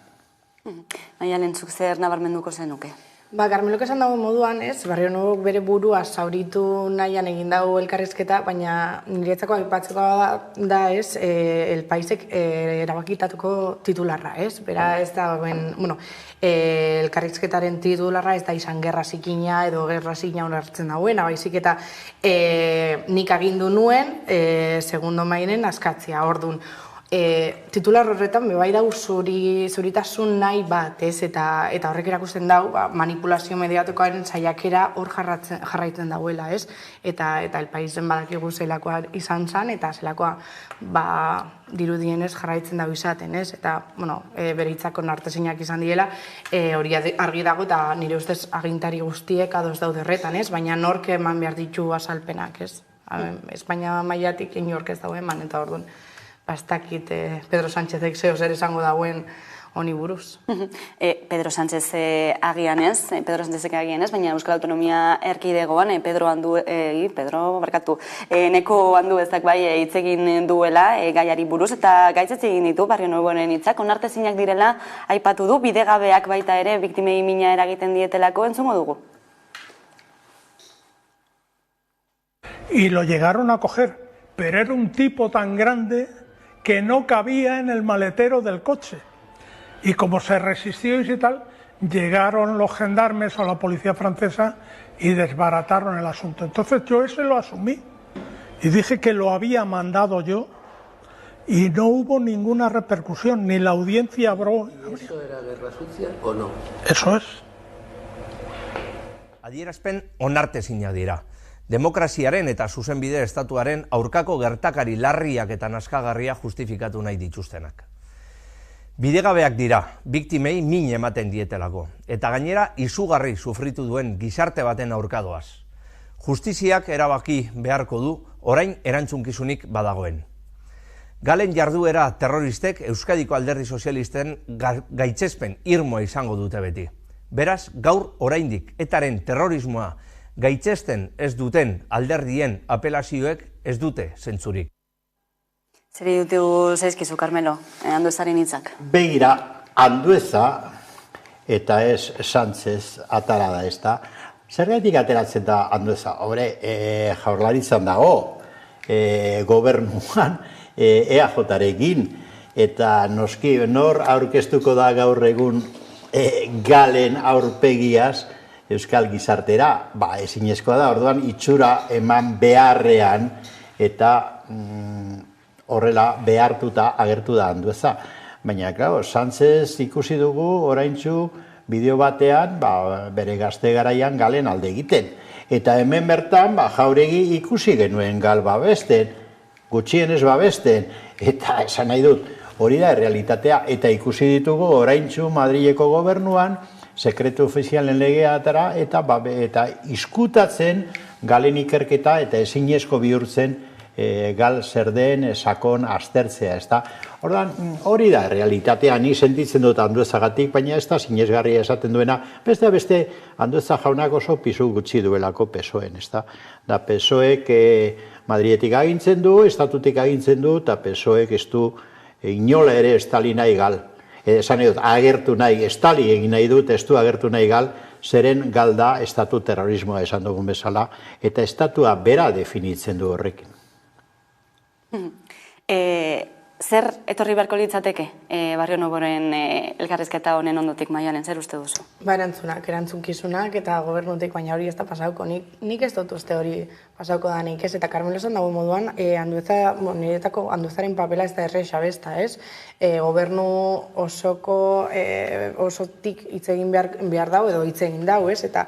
Eta hitzagonek esan dago, onartezina izan dela esanez, ez? Baina gero sekretu ofizialen legea ez da heltzen dute bere alderdi kideek, ez? Eta hori beretako zaila izango da, zaila da, Carmelo. Bai, anedota poli bat dago horretaz, historikoa da, eta referentzia zehatza da. Garai batean, hasi zirenean EAJ-koak hemen PSOE-rekin aliantzak egiten Jauregiren garaia, eta horiek implikazio zuzena zeukaten galekin, eta Arzallusek esan zuen publikoki, begira, guk aliantza egingo dugu, eta gobernuan egongo gara PSOE-rekin, baina sudurrak estalita egon behar dugu. Orain galdetzen du nola dauzka une honetan Urkullu sudurrak. Ze, klaro, hori da errealitatea, Orduan, jarraitzen dute, nik ez dakit, egi esan ez dut ulertzen zergatik jarraitzen duen EAJ-ak PSOE-rekin aliantzak egiten gobernu aliantzak, ez da, baina jarraitzen dute, nonbait, sudurrak estalita.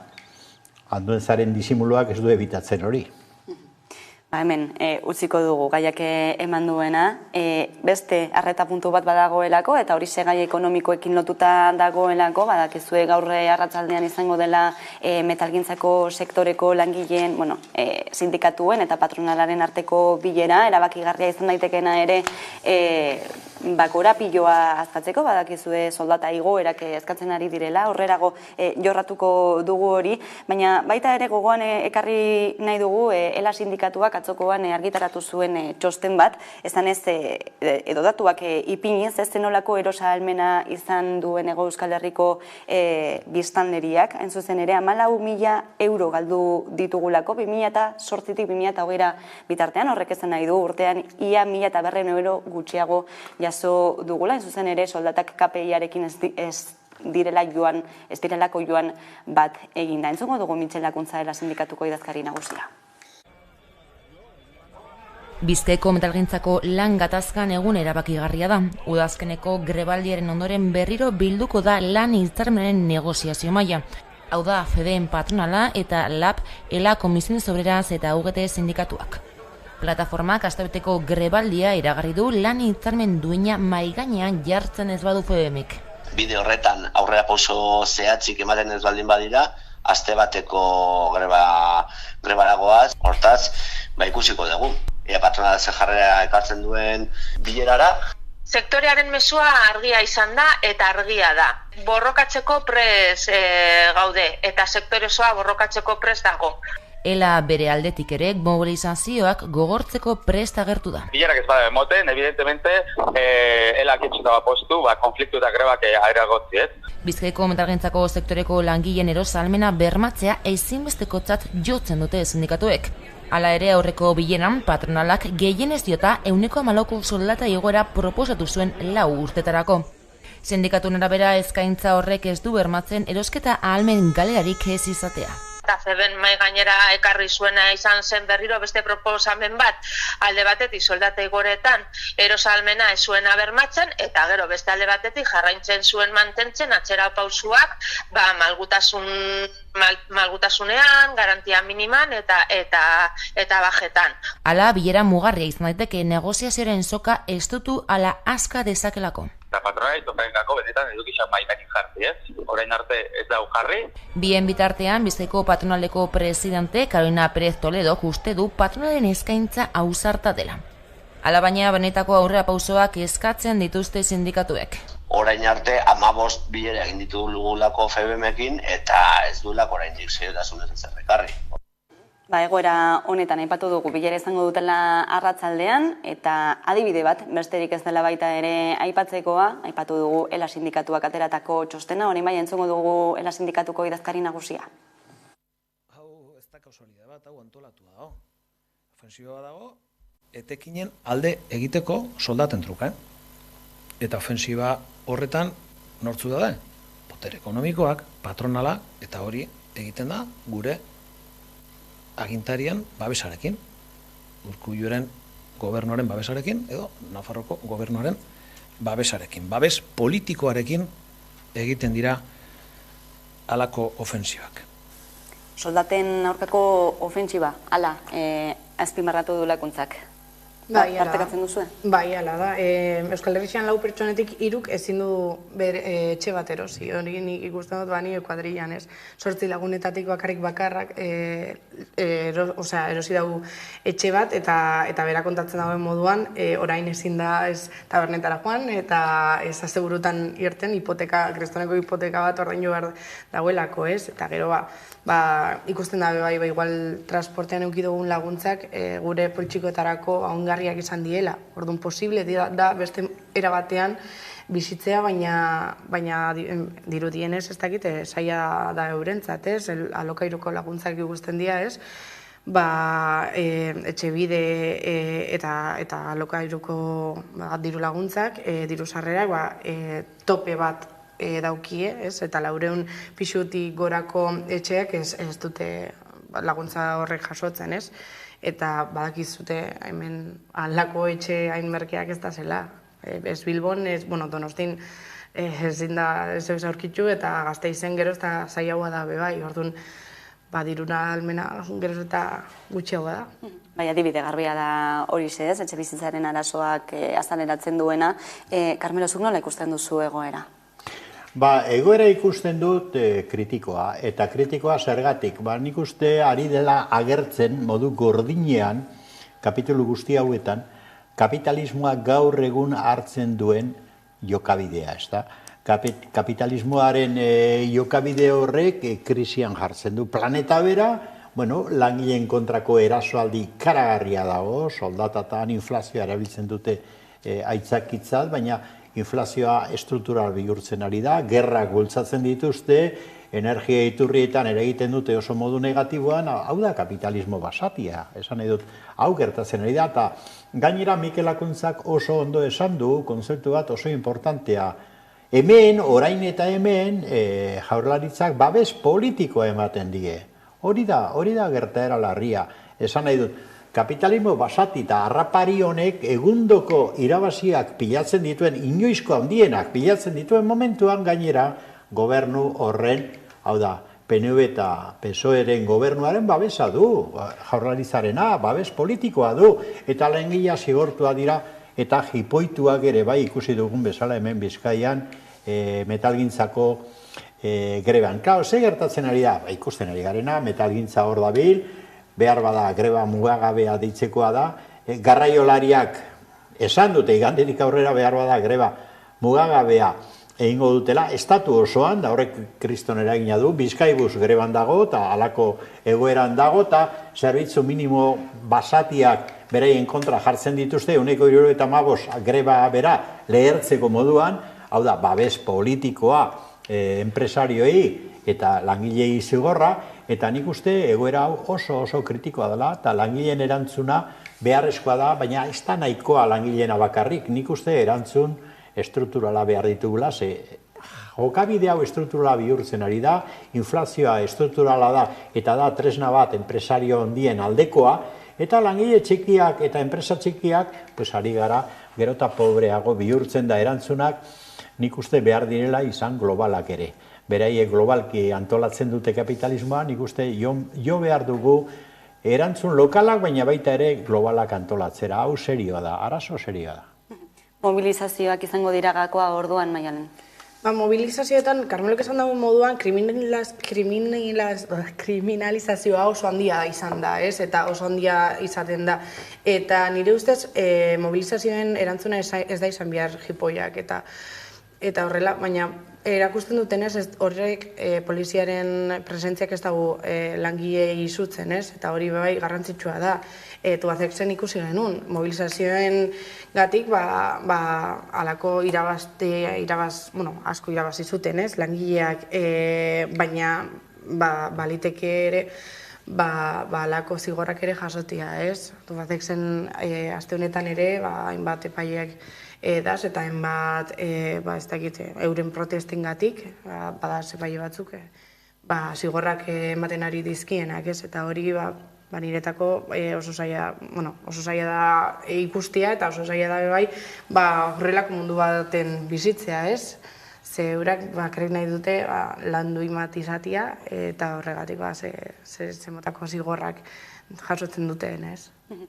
Bai, hain da larria egoera zen ikuste herritar guztiok atera behar garela langileen, herri langilearen da herritarren eskubideen defentsan, oinarrizko eskubideen defentsan. Begira datu bat gaur goizean, da adi komunikabideak ere, komunikabide batzutan, ofizialenetan entzun dut, sabotaia bat eginda autobusen aurka eta sabotaia bat, da joan naiz ikustera sabotaia hori zer zen, pentsatu, kaso erredituzte guztiak, eta pintada batzuk kristaletan zu, hori da sabotaia, eta sabotaia ez da langile greba bat boikotatzea, zerbitzu minimoak 100 eta 15 jarrita, hori ez da sabotaia bat, gobernua berak egiten duena langileen eskubideen kontra. Sabotaia bat ez da ertzantza bidali eta jipoitzea errukirik gabe eta atxilotuak egitea bakarrik greba bat eta mobilizazio bat egiten ari direlako.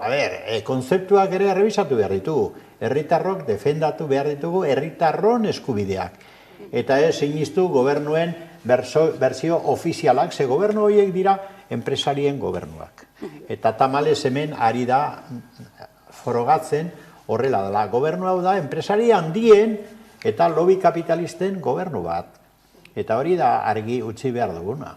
Gaur goizian hori pasatu hauku erredakzioan sabotaj eta boikot hitzak ailegatu zaizkigu, eta kazetaritzen lana da hori ikertzea pixka bat eta ikustea zer pasaudan, ez? Pintada batzuk egon die, baina ez jartzen zuten pintadetan konbenio ja. Osea, eurek nahi dutena da, hau azkar buka dezan, eta nahi dutena lortu, ez? Eta merezi dutena lortu, orduan sabotaje eta boikotitza, niretako oso agresiboak izan dira. Gertatzen ari dena da interesen talka hain handia den momentu honetan, ez? Eta desberdintasunak areagotzen ari diren momentu honetan, langileek esaterako egiten duten borroken edo mobilizazioen kriminalizazioa ere makinaria guztia, horren aurkako makinaria guztia martxan jarri dela, ez? Eta hor ikusten da alde batetik arlo politikoa, baina baita ere edabideen zenolako papera duten, ez? Guzti honetan, eta zenolako terminoak erabiltzen ari diren gizarte mailan ez eragiteko. Zeuk esan duzu. Horregatik diot benetan sentituta diot, 11 bezalako komunikabideen egitekoa oso garrantzitsua da une honetan. Krisi global daukagu mundu mailan, planeta mailan, hau ez da broma bat, oso larria da. Da, inoiz baino gehiago behar ditugu herritarrei argi hitz egiten dien komunikabide bat edo komunikabide batzuk, ez da? Zeren, esan dut enpresarioak babestuta daudela gobernuengatik, baina are babestuago agertzen dira komunikabide askoren jokabide horrekin. Ez da, komunikabideak gehienak enpresario nagusien propiedadea dira, jabegoa dira, eta orain sarean ere bai ikusten duzue ze gertatzen den Twitterrekin, ez da?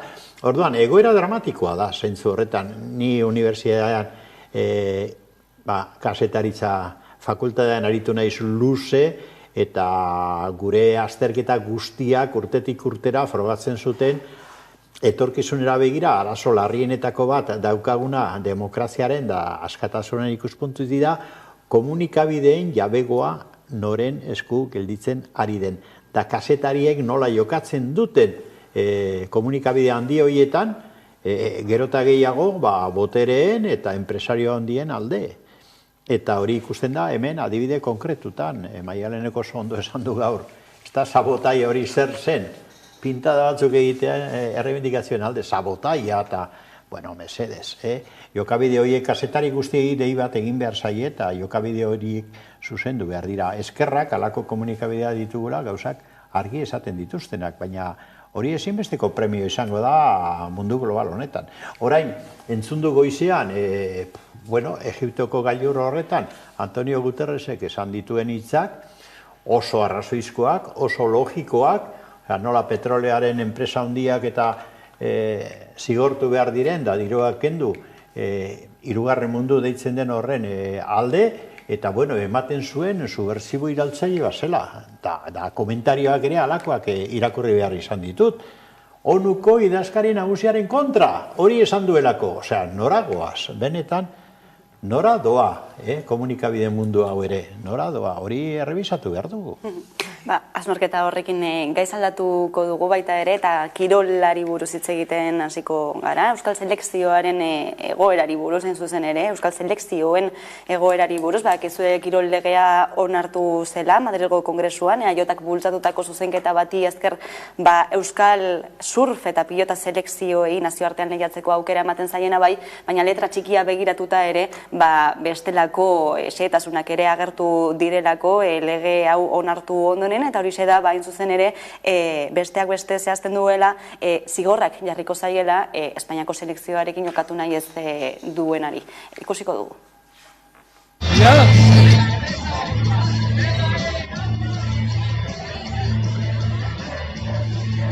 Munduko pilota batzarrari eta Euskal Pilota Federazioei eskatzen diegu jarrai dezatela egoera honi irtenbide bat aurkitzeko lanean eta har ditzatela helburuak lortzeko bidean behar diren erabakia.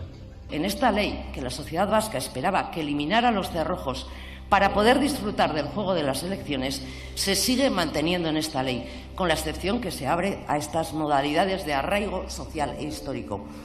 Por todo esto, no podemos dar nuestro voto favorable a esta ley que impone la obligatoriedad de jugar con la selección española, la de asistir a las convocatorias de las selecciones deportivas españolas bajo la amenaza explícita de considerar infracción muy grave la falta de asistencia, lo que acarrea sanciones, entre ellas la pérdida de la licencia deportiva.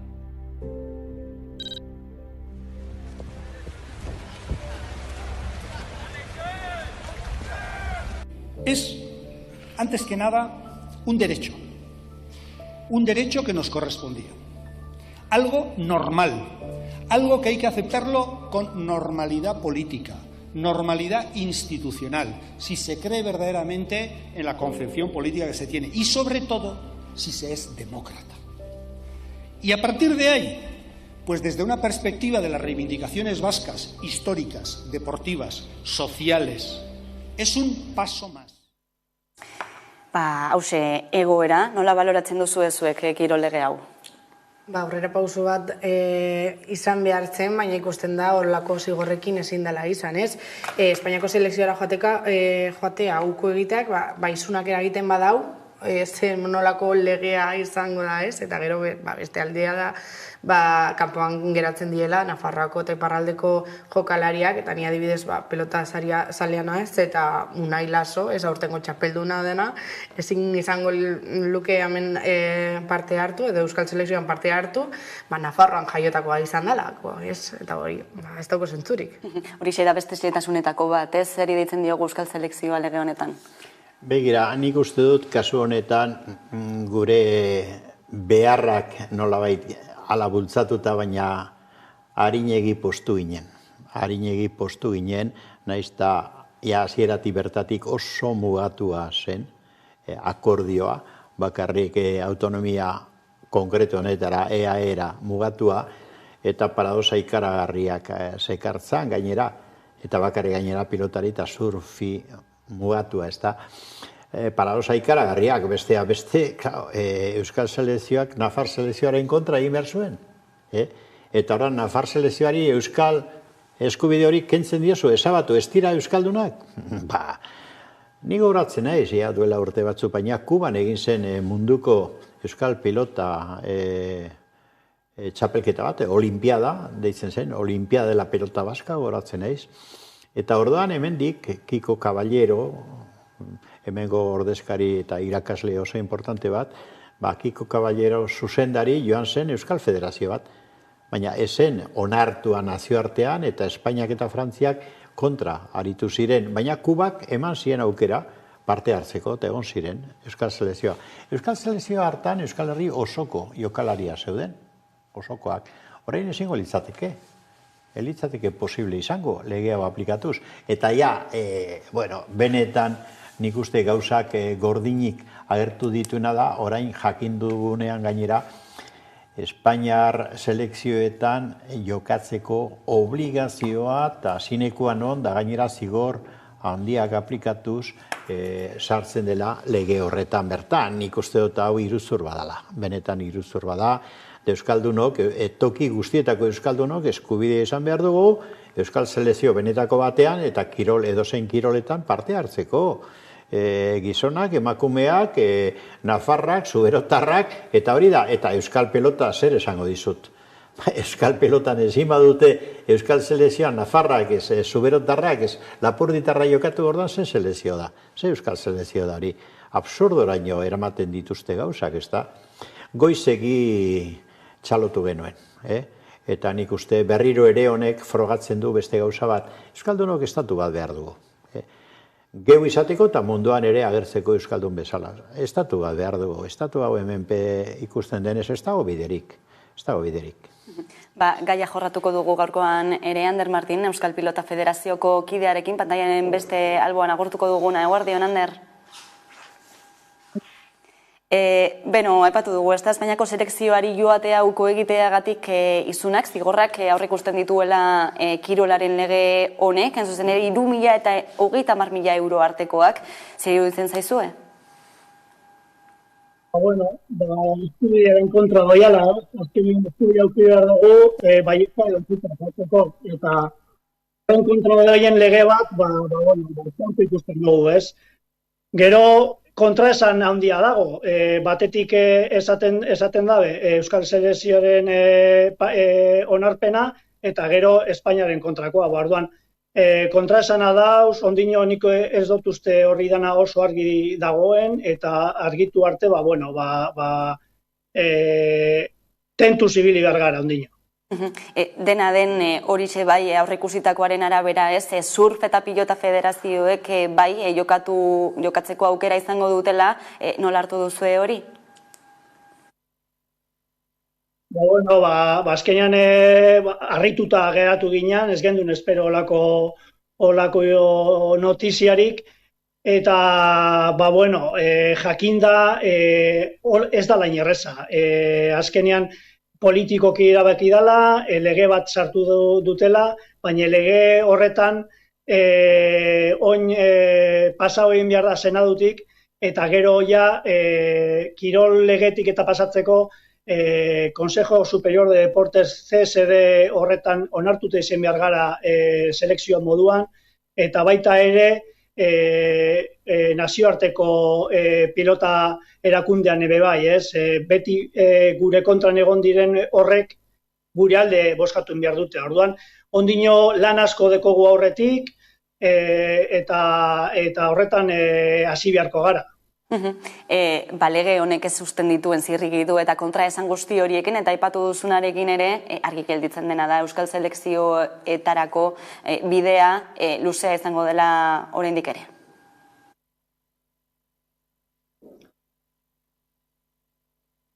Bai, azkenean ontsa azten da lana, oin egindozkuena lege honek izen da errestu bidea, esango neuke adostuta egongo diez hainbat gauza ez diezena agertu prentzetan, eta hori badinotu, eta azkenean izango da bai Espainiako Pilota Federazioa, bai nazioarteko Pilota Federazioak, hor guztiak horrek gure alde egin behar dute, oinarte ez da bena egiten, ez? Orduan, hor lan asko dekogu, Euskal Federazioak, Euskal Pilota Federazioak lan asko du orain amendik aurrera, ahaztu barik dudaipez Nafarrak eta Iparralde, nazio bakarra gara, eta nazio guztia gara, eta ordezkatuta danok egon behar gara, ez? Pauso jumbi gara, eta usteot importante izango dela pausoak ondo emotea, Azkenean hemen pauso txar bat emoten badugu, igual gure kontra etorri leikela. Ander, Martin, mezu horrekin agurtuko gara, mila esker beste behin gurean izatagatik. Aipatu du, ez da izan ere kolokan pilota oraintxe bertan Espainiako gobernuan eta Espainiako erakundeetan dago, ez? Ez dakitzen nolako tartea dagoen eragiteko, zuk esan duzu lehenago ere. Bai, badago, nik uste dut aliantzak non, hori da galdera, ez da? Aliantzak lortu behar ditugu Madrileko aurrekontuak negoziatuz eta Madrileko gobernuarekin? Ba, ez dut uste bat ere ziurra direnik, ze ikusten dugu gero nolako jokaldia egiten diguten. Hori bai izan dela dejada bat txokora, ez da egin digutena. Non egin behar dira aliantzak Euskal Selekzioa lortzeko benetan Euskal Herrikoak? Nik uste nazioartean badirela aliantza posibleak, hain justu ere nazioak izan eta estaturik ez duten herrietan. Oie badituzte selekzio propioak, Eskozia adibidez, Irlanda adibidez, esan edut hor bilatu behar ditugu nik uste dut benetako aliatuak, ez da? Eta hor selekzioak badira, da nazio mailako selekzioak, nahiz eta oraindik estatu ez izan, nik ez diote egon behar dugunik hemen itxaroten estatu propio izan arte, oraindik egin behar ditugu aliantzak, baina benetako aliatuekin, ez, etzaiekin. Zer egin behar dugu? Tesitura batean pentsazazu, ez da? Pilotako mundiala badago berriro. Eta egiten da EAEko Euskal Selekzio bat mugatua. Eta tokatzen zaio jokatzea Espainiako pilota selekzioaren kontra. Eta orduan Espainia dio, ez, horko pelotari hauek gure selekziora. Eta orduan ze gertatzen da hor? Ez basoa 300.000 euro. Eta baldin basoa zer zaude? Zure herrikoen kontra jokatzen pelotan eta Espainiarren alde? Esan edut, absurdo oraino eraman daitezke egoera hauek. Edota lehen esan duguna. Lapurdiko pelotariak eta Nafarrak Bizkaiko eta Gipuzkoako pelotarien kontra. Eta orduan zer, zein da Euskal Selekzioa kasu horretan? Etxekoen kontrari zara eta kanpokoekin bat egin da, Espainiarekin edo Frantziarekin. Absurdo egoera horiek gertatu ziren, eman dudan adibidean, Kuban, han izan nintzeni gainera, garai hartan, eta benetan adierazgarri izan zen. Baina, klaro, Kuban gobernua argi esateko aliatua zen, Euskaldunen aliatua zen. Orain, Espainiako eta Frantziako gobernuak hemen ondo adierazi den bezala, etzaiak dira kasu honetan. Ez dute nahi Euskal Selekziorik. Nahi dute suzedaneo bat, eta suzedaneo triste bat gainera. Bi kiroletan eta gainera kontuz, muga hundiekin. Zu horre ongo zara, baina zu espainola zara. De Espainia deitzen bazaitu, ara. Kirolera, edo armadara nonbait. Horrela inposatzen den nazio batek trampa hundi bat du. Eta gu behartu nahi gaituzte espainolak izaten eguneroko bizitzan edo kirolean, hor trampa hundi bat dago, nik uste dut. Bidea besterik ez da hasi Martinek zioen bezala. Eta nazioartera begira ere jarri behar gara gaurkoan, badakizuelako Ameriketako estatu batuetan gaur bozkatzera dituta daudela, zuzen ere legealdi erdiko hauteskundeetan, inkestek ez dute zer zehatzik esaten noski, baina badirudi ere botere aldaketa bat eman daitekeela, ordezkarien ganberan hain zuzen ere republikanoek boterea hartuta ikusiko dugu.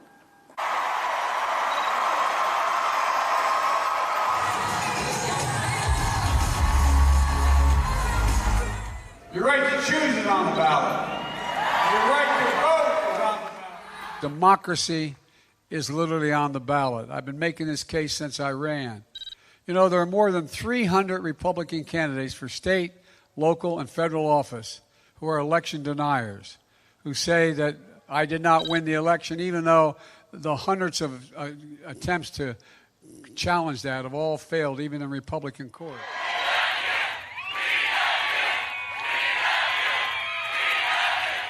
to make our country successful, safe, and glorious. I will probably have to do it again, but stay tuned.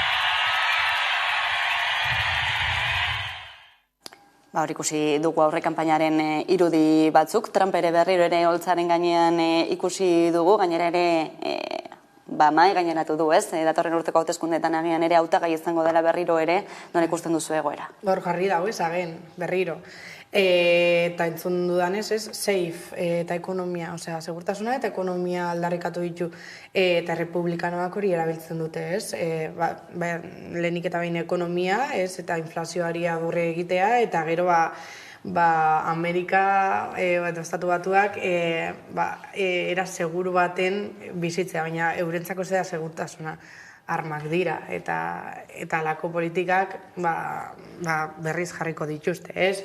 Askorentzat estatu batuak nire, ikusten dudan ez, progresoaren edo horrerapenaren esenploa dira, baina ez bakareta pixka bat ikustia eta kontratzen gare ez. Armak aipatu dituzu, hori izan da eztabaidaren zati handi bat hartu duen gaia, horietako bat, bintzat. Bai, hori da bat, baina hori baino gehiago da. Nik uste dut benetako haustura dagoela estatu batuetan, gizarte mailako haustura eta boteren arteko haustura ere bai. Hor, arrakala handi bat sortu da, eta arrakala hori ez da koiunturala, nik uste dut, estatu batuetan arrakala ikaragarri bat dago gizarte barruan. Hori batetik, eta bestetik, hango bi indar nagusiak, errepublikarrak eta demokrata dituak, arazo handia dituzte, beste Joe Biden gaur egun oso presidente ahula da. Fisikoki ahula ikusten da, eta ahulezia politikoa ere badu. Zeren, klaro, begira, zelako kontradizioak, berak esaten du, hemen demokrazia dago arriskutan, eta republikanoak eta haue badatoz berriro, eta agian hoien artean, Donald Trump izan daiteke, ez da, hautagaia, demokrazia arriskuan dago, klaro, hori esaten duen bitartean, duela 2 aste bera egonda Saudi Arabian, Mohammed bin Salman, printzipe eta etorkizunean hango gidari izan daiteken hiltzaile batekin, horrek kasogi hiltzeko erabaki hartu zuen. Eta zergaitik, lotuta dagoelako eta petroleoa lortu nahi duelako merkatzea estatu batuetan. Orduan, demokraziaren kontrako ekintza bat hori da, ez da, nabarmena gainera. Orduan, ze sistema demokratiko. Orain une honetan, demokratek iaia kasualidadez mantentzen dute senatuko eta ganbarako nagusitasuna, ez da. Bi presidentia dira demokrata, Nancy Pelosi eta hain zuzen Kamala Harris, presidente ordea, momentu honetan. Baina ia kasualidadea da. Hori galdu egin dezakete gainera bi ganbaratan da senatuan nahiko probablea da galtzea. Orduan, geldituko dira falla horrekin, baina gainera gizarte Amerikarra bera egundoko arrakalarekin agertzen den momentuan. Ez da bakarrik bipartidismoa hori jokoan dagona, da nazioaren beraren arrakala ikaragarria handia dela. Orduan, egoera oso komplexua da. Une honetan Donald Trump ari da indartsu jokatzen, eta lotzagabe bada, noski, eta konspiratzaile bat gainera nabarmen, baina hor dabil jokatzen, eta behar bada aurkeztu egingo da, edo berentzeko bat aurkeztuko du, eta Joe Biden da demokratak ari dira ahultzen. Nik etorkizuna oso beltz ikusten dut estatu batuetan, eta gero tokistoki aztertu nahi badugu, gero begira daiteke, baina tokistoki ere zalantza handiak agertzen dira, Pensilvanian, Nevadan, eta baraz da. Baina testuinguru honetan interesgarria izango litzateke baita ere mai gaineratzea armen kontua, armen gaia izan ere gogoratuko dugu ez gertatu zen Kapitolioan, etorriko denaren zain baita ere badakigulako Trumpen jarraitzaileek gerra zibila ospotzen ari direla, armen aldeko apustu garbia egiten dutela, Bero Satrustegui nazioarteko kazetariak eman dizkigu xehetasun batzuk. Astearte honetan ospatuko dira Amerikako Estatu Batuetako legealdierdiko hauteskundeak. Ordezkarien kamera osatuko duten 235 kideak aukeratuko dituzte. Hauteskunde aurreko testuinguru honetan eta besteak beste eskoletan gertatutako tiroketak izpide, armen erabileraren eztabaida mai gainean jarri da. Batzuek diote erabilera eta salmenta kontrolatu beharko liratekela, baina beste batzuek ordea armak izatea eskubide konstituzionala dela argudiatzen dute. Demokratek auzia kongresura eramateko asmoa dute eta salmenta eta erabilera erregulatu nahi dituzte urtean 40.000 pertsona armen ondorioz hiltzen diren herrialdean. Honek noski errepublikarren artean nolabaiteko errezeloa sortu du. Aurtengo legealdi erdiko hauteskundeak zarata handiagoa ari dira ateratzen, parte hartzea orokorrean nahiko baxua izaten da 140 ingurukoa, baina aurten bestelako itxura dutela adierazi du BBC-kateko Katie Kay kazetariak. Gainera, testuingurua aztertuta, errepublikarren 170 uste du Joe Biden ez dela legezko presidentea eta horrek hautsak arrotzen ditu. Esaterako 2020ko bozketen ondoren, inoiz baino hauteskunde funtzionario gehiagok jaso zituzten mehatxuak, zehazki, Brennan Center for Justiceen arabera, 6tik batek. Gainera, galdeketen arabera, urrengo hauteskunde orokorrak ospatu baino lehen, langile hauetako 5tik 4 lan utziko dutela adierazi dute jasan behar izan dituzten mehatxuengatik eta jasan behar izan duten presioagatik. Hori zera egoera Estatu Batuetan ere, ez? Bolsonaro asko hitz egin dugu azken aldian, Brasilgo hauteskundeak tarteko, baina Estatu Batuetan ere, mamu hori, ez, gerra zibilaren mamu bat, edo kolpe Estatu baten mamu bat ere, badagoelako aspalditik gainera. Bai, baina begira hor bi gauza ez da, lehenengo armak esaten da, dudarik gabe, armen banaketa hain erreza eta adingabekoen artean ere bai, lortzen dituzte eta egundoko triskantzak egiten dituzte, biztan da hori eskandalua dela, Estatu Batuetan, eta hori murriztu beharko litzatekeela nabarmen eta ebitatuko lirateke hainbat erailketa eta hainbat astakeria. Hori hola da, ezta? Baina azken finean begiratzen badu, konturatzen bagara, armak tresna bat dira. Eta arazoa ez da arman bertan bilatzen, arazoa dago gizarte austura, ikaragarri bat. Ze gizarte mota, kapitalismo basati horren lehen mailako estatuan mundu guztian boteretsuenak begira zelako gizartea sortzen duen. Hori da benetako arazoa, ze gizarte mota da Estatu Batuetako, ez da? Zelako austura ikaragarria dagoen, zelako hiperaberatzak eta superpobreak hain modu edatuan, ez daukate ez da osasungintza sistemarik, ez daukate ezer, eta gaina arma dituzte eskuan. Bueno, eta gero, bigarren arazoa, gehiagi begiratzen dugu Estatu Batuen barrura. Dano dakigu hemen nortzu diran hautagaiak, noiz diren hauteskundeak, zer egiten duten, armen arazoari eskua burura eramaten ditugu, eskandaloa, danak arma dituzte. Da ez dugu erreparatzen beste kontu bat. Joe Biden, bale, dio armen kontrolaren alde dagoela, eta armak murriztearen alde, eta non, Estatu Batuetan. Da munduan? Nor da almazatzailerik, da banatzailerik handiena munduan? Nor hori da bultzatzen, da elikatzen, da auspotzen gerrak mundu guztian? Ukraina barne, ez da? Nor? Estatu Batuak, biztan da. Nok du arma nuklearren bildumarik handiena eta egazkin, eiza egazkinak eta zera eta armamentu ikaragarri boteretsua Estatu Batuak. Nor da mundu mailan desestabilizazio elementu nagusia Estatu Batuak. Ordan zergaitik erreparatzen diogu hainbesteko keskaz daia angustiaz, agian Trump helduko dela berriro gobernura, eta ez diogu begiratzen Bidenen Estatu Batuek zer egiten ari diren mundu mailan, OTANen, edo Nancy Pelosi bera, Taiwanera joan da eta Txina gerraren atarian jarrita, edo eta Korean, da bat. Hori da nik uste koherentzia behar dugu azterketatan. Eta Estatu Batua da gaur egun, bai armakasuan eta bai klimaren degradazioa ikusten badugu, elementurik arriskutsuena Estatu Batuak dira. Eta hori argi eduki behar dugu, eta hori objektiboa da. Eta hortik hasi behar ditugu analiziak nik uste dute, orain esan, datorrela Biden berriro, ze bestela Trump okerragoa da.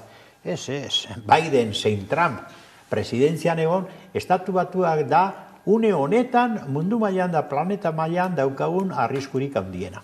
Hori hola da. Bai, hori gertatzen da, ez da txarra eta ez haintzarraren arteko desberdintasun hori egitea, baina strukturalak diren politikak ere badaudela ez baina batzutan txar hori eta txarragoaren arteko arrakala batzutan bebai da gauzan hartzekoa, ez? Trumpekin zer gertatuko litzateke abortuarekin, zer gertatuko litzateke hainbeste eskubide lortuak izan direnekin, ez? Eta niretzako hemen bebai garrantzitsua izaten da, ez?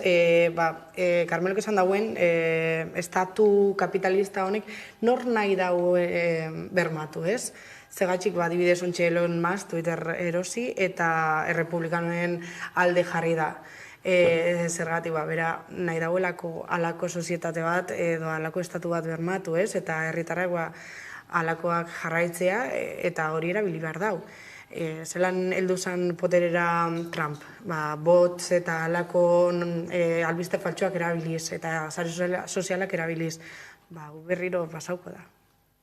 Bai, baina batzutan, begira, nagusitzen da gure artean, ere herritarron artean, pentsamentu funts gabea edo banala deitzen dena. Ez da, nik adibide bat emango dizut, badauka familia estatu batuetan.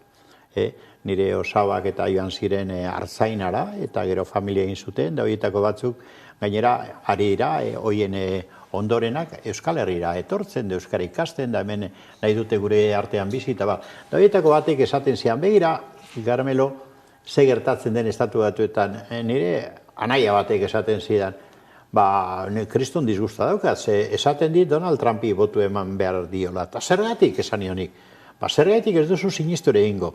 Trumpek agindu duelako, berak subentzionatu egingo ditula euneko eunean edurretan ibiltzeko motorrak.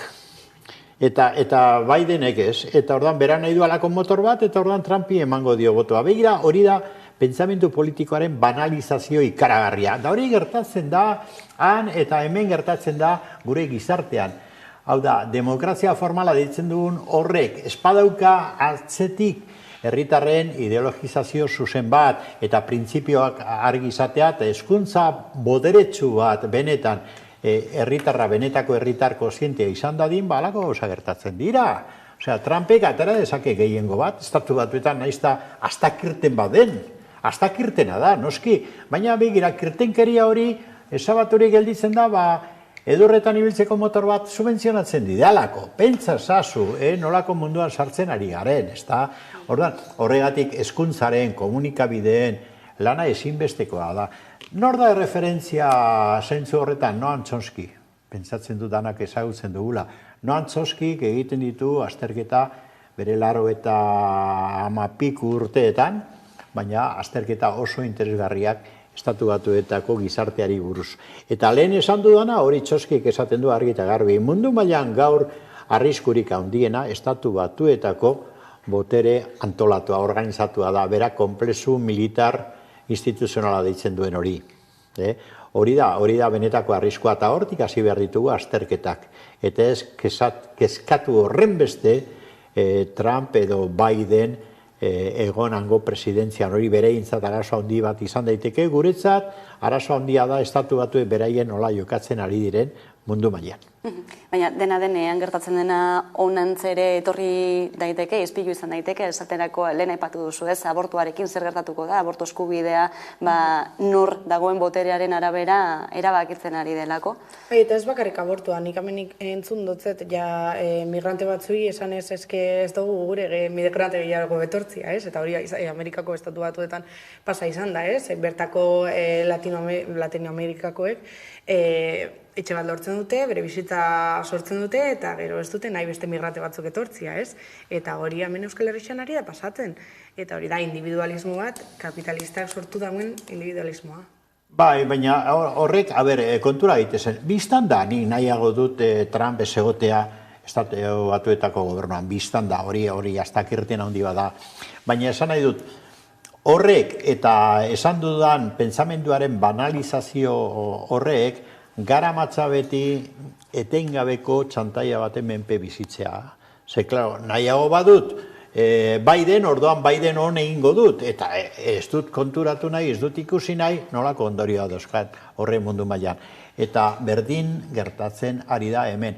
Eta adibide, lehen aipatu dan, adibide bat esango dut, Jose Barrio Nuevo. Ematen du bere elkarrizketa hori, El Paisen, ematen du momentu esanguratsu batean. Claro, elkarrizketa horretan, dakizu adibidez, han irakurrita, Barrio Nuevo hau nongoa da, Berja izeneko herri batekoa, Almerietako Alpujarretan, ez da? Duela 80 urte jaioa, eta ikusten duzu, ambizio mendela, eta herritar guztie daukatela, heroi bezala. Eta hain zuzen ere, avenida bat bere izenean dagoela, nagusia, herriko nagusiena, eta danak, txaloka ari direra, Barrio Nuevorekin zoratzen, ordan, klaro. Ez zaitez joan estatu batuetara, estatu Espainiarrean dituzu adibideak. Osea, ze banalizazio ikaragarri, ze degradazio dago ideologian, printzipioetan, eta zer da politika eta zer dira hauteskundea gaur egun. Hortik hasi behar dugu azterketa, ez da? Eta Almeriara joan gabe agian hemen bertan Euskal Herrian, uste honik. Hemen utziko dugu hausnarketa guzti hau eta solasaldi hau eskerrik asko beste guren izateagatik Maialen Ferreira eta Carmelo Landa eta egunero legez eguneko albiste nagusiak jarraian Carolina Suarez lankidaren eskutik ondo izan.